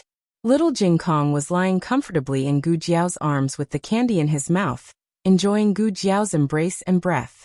He felt so happy at this moment that he even swayed his little feet and hummed a little tune. Gu Jiao looked at him with amusement. Mu Qingchen thought that Gu Jiao did not hear him, so he was going to ask again. Gu Jiao said, They want to take the little princess away, and I don't want to hand her over. Mu Qingchen frowned. You, Gu Jiao said lightly. Yes, I want to take the credit. Who doesn't want such a big credit? Mu Qingchen was angry when he heard this. You are really this kind of person. There was a strong smell of gunpowder in the air. Mu Qingchen looked away angrily. He did not know why he was angry, but he felt like there was a ball of fire in his heart. It's not like that. Little Jingkong raised his little head from Gu Jiao's arms and said seriously, they are bad people. They all want to take the light shui, and no one wants to give in. They even caused the light shui to fall. They don't care if the light shui hurts or not. They just want to take her away. Mu Qingchen's heart skipped a beat. He looked at Gu Jiao and opened his mouth. You, humph. Gu Jiao looked away. Mu Qingchen was speechless. Gu Jiao was amenable to coaxing, but not coercion. She did not care if people misunderstood her, and she never defended herself. However, little Jingkong cared. Jiao Jiao was the best Jiao Jiao in the world. He did not want anyone to misunderstand her. Little Jingkong said to Mu Qingchen, Brother Qingchen, they started it. They wanted to hurt Lulang, and they also wanted to take the light shui and me. If they took us away, they would not give us anything to eat. Mu Qingchen was here to look for the young princess with sincerity. Judging others by their own standards, he assumed that the others were the same as him. However, after listening to little Jingkong's description, it was clear that this was not the case. The one who wanted to take the credit was not Xiao Lulang, but the aristocratic families. However, couldn't this brat explain it to him nicely? Would he rather be misunderstood than to explain himself? Was he so insignificant in his heart? He did not care about his misunderstanding at all, did he? Mu Qingchen's face was frighteningly dark. Little Jingkong scratched his little head with both hands. Brother Qingchen seemed to be angrier because he did not explain himself clearly. The guard came back with a pile of fruits. I've tasted it. It's not poisonous. It's sweet and sour, and it's quite delicious. Gu Jiao took a big and red fruit, wiped it with a handkerchief, and handed it to little Jingkong. Little Jingkong sat up straight in Gu Jiao's arms, held the big fruit with both hands, and took a bite. Little Jingkong was so sour that he almost made an emoji. Gu Jiao. Oh, I forgot that Jingkong just ate candy. Little Jingkong moved his little butt and continued to eat the sour fruit. He took a bite and looked at Gu Jiao. Gu Jiao looked at him curiously. You're not sour anymore? Little Jingkong spread his hands and tilted his head. He turned into a romantic prince in a second. Because you're my candy. Gu Jiao. Mu Qingchen. After eating 7 or 8 fruits, little Jingkong burped and fell asleep in Gu Jiao's arms. The night was quiet, and the night wind was blowing. Gu Jiao ate another piece of glucose and waited for her strength to recover. Mu Qingchen could not help but ask, do you know who those guys are? Gu Jiao. Yes, I do. Mu Qingchen was slightly surprised. You know? Gu Jiao nodded. Yes, I saw their portraits in the library of the State Preceptor Palace. Mu Qingchen was stunned for a moment before he remembered this. He said, I heard that His Majesty summoned you to treat the former crown princess. How's the treatment going? Gu Jiao. Fortunately, the operation was successful. She's awake now. Mu Qingchen sighed. You're really amazing. Gu Jiao said calmly. It's just an operation. I'm talking about what happened just now. Mu Qingchen raised his hand and waved away the mosquitoes biting the young princess. Since you know who they are, how dare you treat them so cruelly? Aren't you afraid of their revenge? Gu Jiao. Is it useful to be afraid? Mu Qingchen choked. Yes, it was useless to be afraid. However, ordinary people would not have such courage. Even if they knew that it was useless to be afraid, they still could not do anything. This was normal. Mu Qingchen suddenly felt that he had underestimated his classmates' courage and boldness. Even as the legitimate son of the Su family, he could not openly challenge the 5 great aristocratic families. Otherwise, he would not have covered his face just now. Gu Jiao stood up with little Jingkong in her arms after she recovered some strength. Okay, can we go now? Mu Qingchen reminded her. The forest may not be very peaceful tonight. Are you sure you don't want to rest for a while? I can't rest anymore, Gu Jiao said and signaled to the south of the forest with her eyes. Mu Qingchen frowned and looked in that direction. He saw Qi Xian, who was wearing a silver robe, strolling in the night. Qi Xian looked at Mu Qingchen happily and greeted him with a smile. Young Master Qingchen, long time no see. How are you? Mu Qingchen asked warily. Qi Xian? What are you going to do? Qi Xian smiled and said, kill people and save people. When he said this, his eyes paused for a moment on Gu Jiao and the young princess. His meaning was obvious. The one he wanted to kill was Gu Jiao, and the one he wanted to take away was the young princess. In your dreams. Mu Qingchen stepped forward and stood in front of Gu Jiao. Qi Xian patted his palm with the folding fan. I have no intention of becoming enemies with the Mu and Su families. This has nothing to do with young Master Qingchen. Young Master Qingchen, hand over the young princess and Xiao Lulang, and I won't stop you from leaving. Mu Qingchen said coldly. You have a big appetite. Qi Xian pondered for a moment and said with a smile. Ah, it seems that my appetite is indeed a little too big. How about this? I'll let you take the young commandery princess away. I won't fight with you for this credit for the time being. You can leave Xiao Lulang behind. Mu Qingchen handed the young princess in his arms to the guard beside him, and said to him and Gu Jiao, you two go first. Gu Jiao said indifferently, you are no match for him. Qi Xian was a master of the Tang sect, and had more than 10 years of internal energy than Mu Qingchen. Mu Qingchen said in a low voice, I will hold him back. As long as you escape, he won't dare to kill me. Otherwise, once the news of Mu Qingchen's death spread, the Han family would not be able to protect Qi Xian. With Qi Xian's hearing, he heard every word. He laughed until he was convulsing. After laughing enough, he looked at Mu Qingchen sympathetically. Young Master Qingchen, why do you have to do this? Do you know who he is? Listen to me. He is not worth it. Mu Qingchen said. Cut the crap. Qi Xian stopped laughing. He killed Nangongli. Mu Qingchen's pupils shrank. Qi Xian raised his eyebrows. You really don't know. As he said, he looked at Gu Jiao who was beside Mu Qingchen. He is a spy from the Zhao kingdom. He is the one who killed Nangongli. He approached you just to use you. Don't be fooled by him. I know that the big families are secretly competing with each other, but General Nangong is a famous general of the Yan kingdom. Shouldn't we work together to fight the enemy now that he was killed by a spy from a lower country? Mu Qingchen clenched the long sword in his hand. Of course, the national enmity came first. The guard looked at his young master worriedly. Young master won't. Whoosh. Qi Xian made a move. But it was not aimed at Gu Jiao, but at Mu Qingchen. He wanted to defeat Mu Qingchen with one move and make him lose all his resistance. However, his hand did not touch Mu Qingchen at all. Mu Qingchen was pushed away by Gu Jiao in time. Qi Xian smiled in surprise. Boy, you have been watching. Take this. He waved his folding fan, and a row of hidden weapons with cold internal force flew toward Gu Jiao.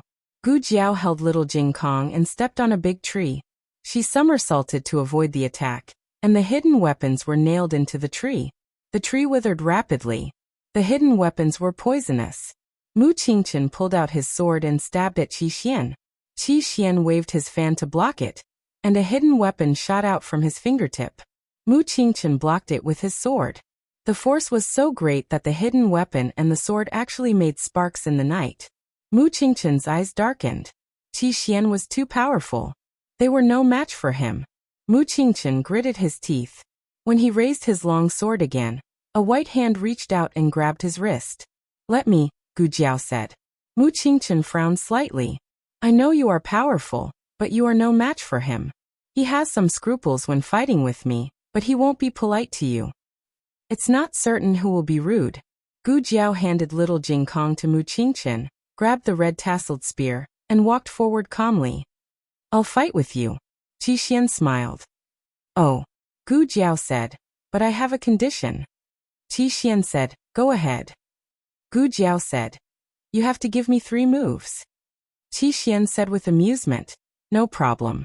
I can give you 30 moves, let alone 3. That's not necessary. Gu Jiao said generously. I'll count to 3 and we'll start. I'll prepare some hidden weapons. You're not allowed to launch a sneak attack. Okay. 1. Gu Jiao stabbed his thigh with her spear. Qi Xian. Digression. The double monthly votes have begun. Dear big brothers and little fairies, please give me a wave of monthly votes. The latest chapter of this book is not finished yet. For more exciting content, please scan the QR code below to download the app. The novel is updated faster. Millions of novels are free to read. You can find all the novels that you can't find on the internet here. https://www.zhbqg.com/89642_8964286/10678495. HTML Genius memorized the website address in 1 second. www.zhbqg.com Biku Pavilion mobile version website.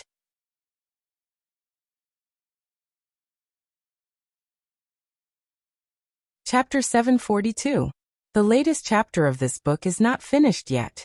For more exciting content, please scan the QR code below to download the app. Novels are updated faster. Millions of novels are free to read. Novels that can't be found on the internet are all here. The night was dark. In the purple bamboo forest of the State Preceptor Hall, a small bamboo house was lit by a weak oil lamp. The State Preceptor sat on a cushion. Master. He just opened the curtain to report the progress of finding the young princess to the State Preceptor. Senior Yi Qing still hasn't found anything, so he didn't know if he should send more people. When the words reached his lips, he saw the State Preceptor sitting motionless in front of the small table. His voice suddenly swallowed. There were 3 teacups on the table. One in front of the State Preceptor, one in the seat next to the State Preceptor, and one in front of the State Preceptor. Is Master waiting for a friend? Master doesn't have any friends. He entered the State Preceptor Hall for 10 years, and never saw his master close to anyone. Oh, except for the chess game with old Mr. Meng. But the friendship between his master and old Mr. Meng was limited to chess. The position of the teacups was also very strange. Why was there someone sitting next to his master? Shouldn't it all be on the opposite side? This wasn't the first time he saw this scene. He always didn't understand what his master was doing. He privately asked Senior Yi Qing, but Senior Yi Qing just told him not to ask too much and not to disturb his master at this time. He carefully put down the curtain and silently left. Thinking of the scene of his master sitting there, who knows if he was waiting or reminiscing? Yuhi's expression paused. Master has 2 very important friends. Yuhi thought. In the forest, Qi Xian was stabbed with a face full of confusion. What happened to the 1, 2, 3? Did you eat 2, 3, 3? Young people don't talk about martial ethics. Qi Xian lived for more than 30 years and really never saw such a sinister and cunning person. What kind of dirty tricks are not as ruthless as this? Qi Xian was so shocked that even his instincts were slowed down for a second. He stared at Gu Jiao in a daze.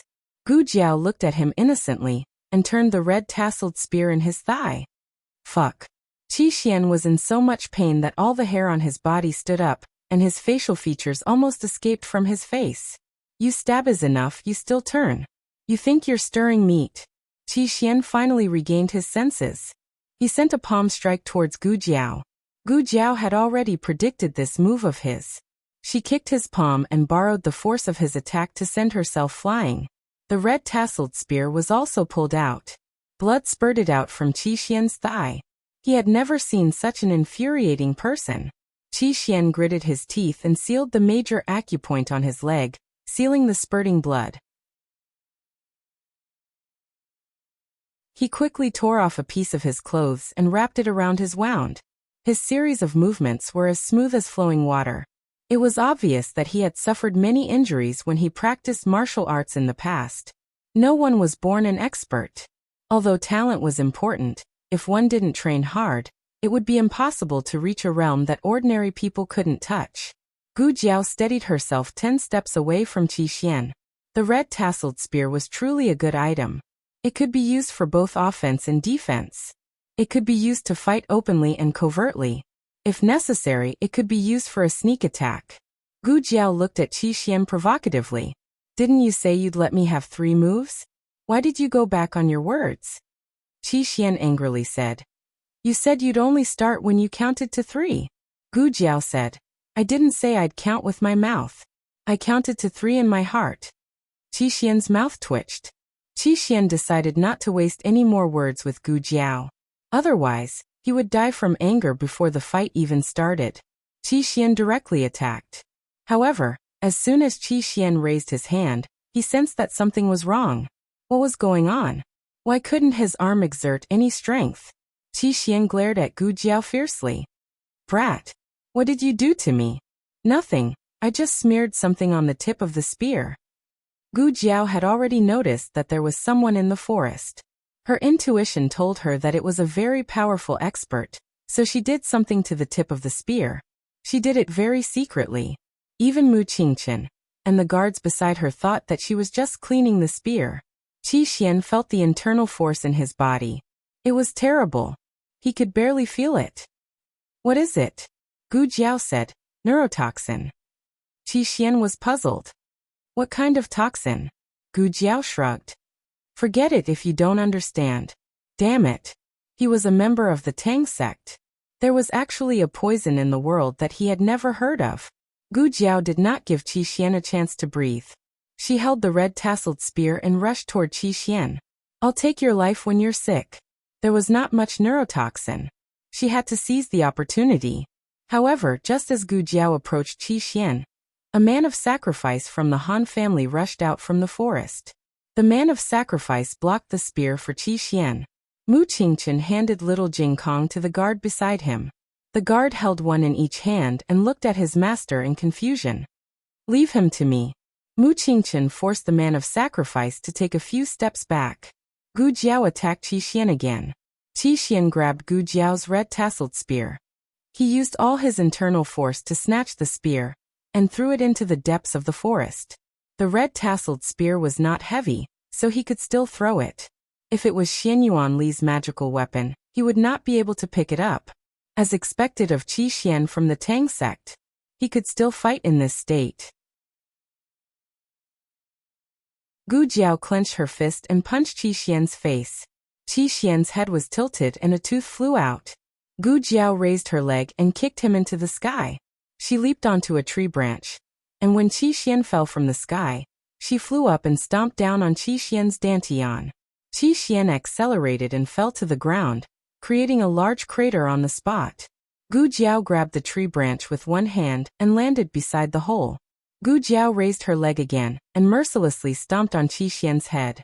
Unexpectedly, a bony hand grabbed her leg. Under the dust, Qi Xian wiped the blood from the corner of his mouth and smiled coldly. It's time to end this. Gu Jiao instantly felt Qi Xian's majestic and vast inner strength. It only numbed him for a short while. Gu Jiao tried to pull her leg back. She could not. Qi Xian was full of murderous intent. He said word by word. I said it's time to end this. As soon as he finished speaking, he grabbed Gu Jiao's ankle and twisted it. You broke Hanye's hamstring. Fine, I'll break one of your legs first as interest. With a loud bang, Qi Xian was blasted flying by a strand of sword qi that was like a graceful swan. He stood on the tree branch and steadied himself. This familiar sword energy was. He took a closer look. Under the moonlight, Gu Chongqing held a cold sword and stood in front of Gu Jiao like a cold-faced demon. What a powerful sword energy! Qi Xian narrowed his eyes and looked at Gu Chongqing. He then looked at the 100-foot-long gully on the ground caused by the sword energy. He clenched his fists. Why was it this person again? He was the one who broke Hanye's hamstring last time. Damn it. He still had poison in his body and was injured by that brat's sneak attack. He snorted coldly. I'll let you go today. The next time I see you, it'll be the day you die. He used his qinggong to leave. Gu Chongqing did not chase him. His sister was more important than the enemy. Gu Chongqing turned around and asked Gu Jiao. Are you hurt? No. Gu Jiao shook her head. Gu Chongqing was still worried. He handed the sword to Gu Jiao and let Gu Jiao hold it. He knelt down on one knee and held up his sister's leg. He pinched it to make sure it was not swollen or cracked.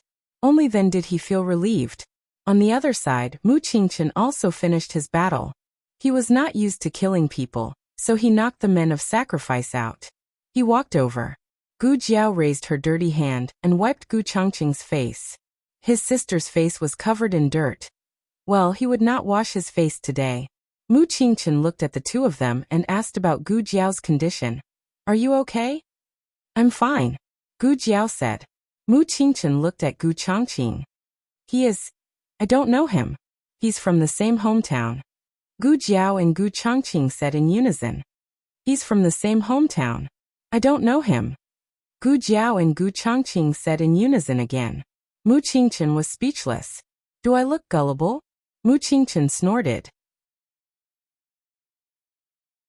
Don't say it if you don't want to.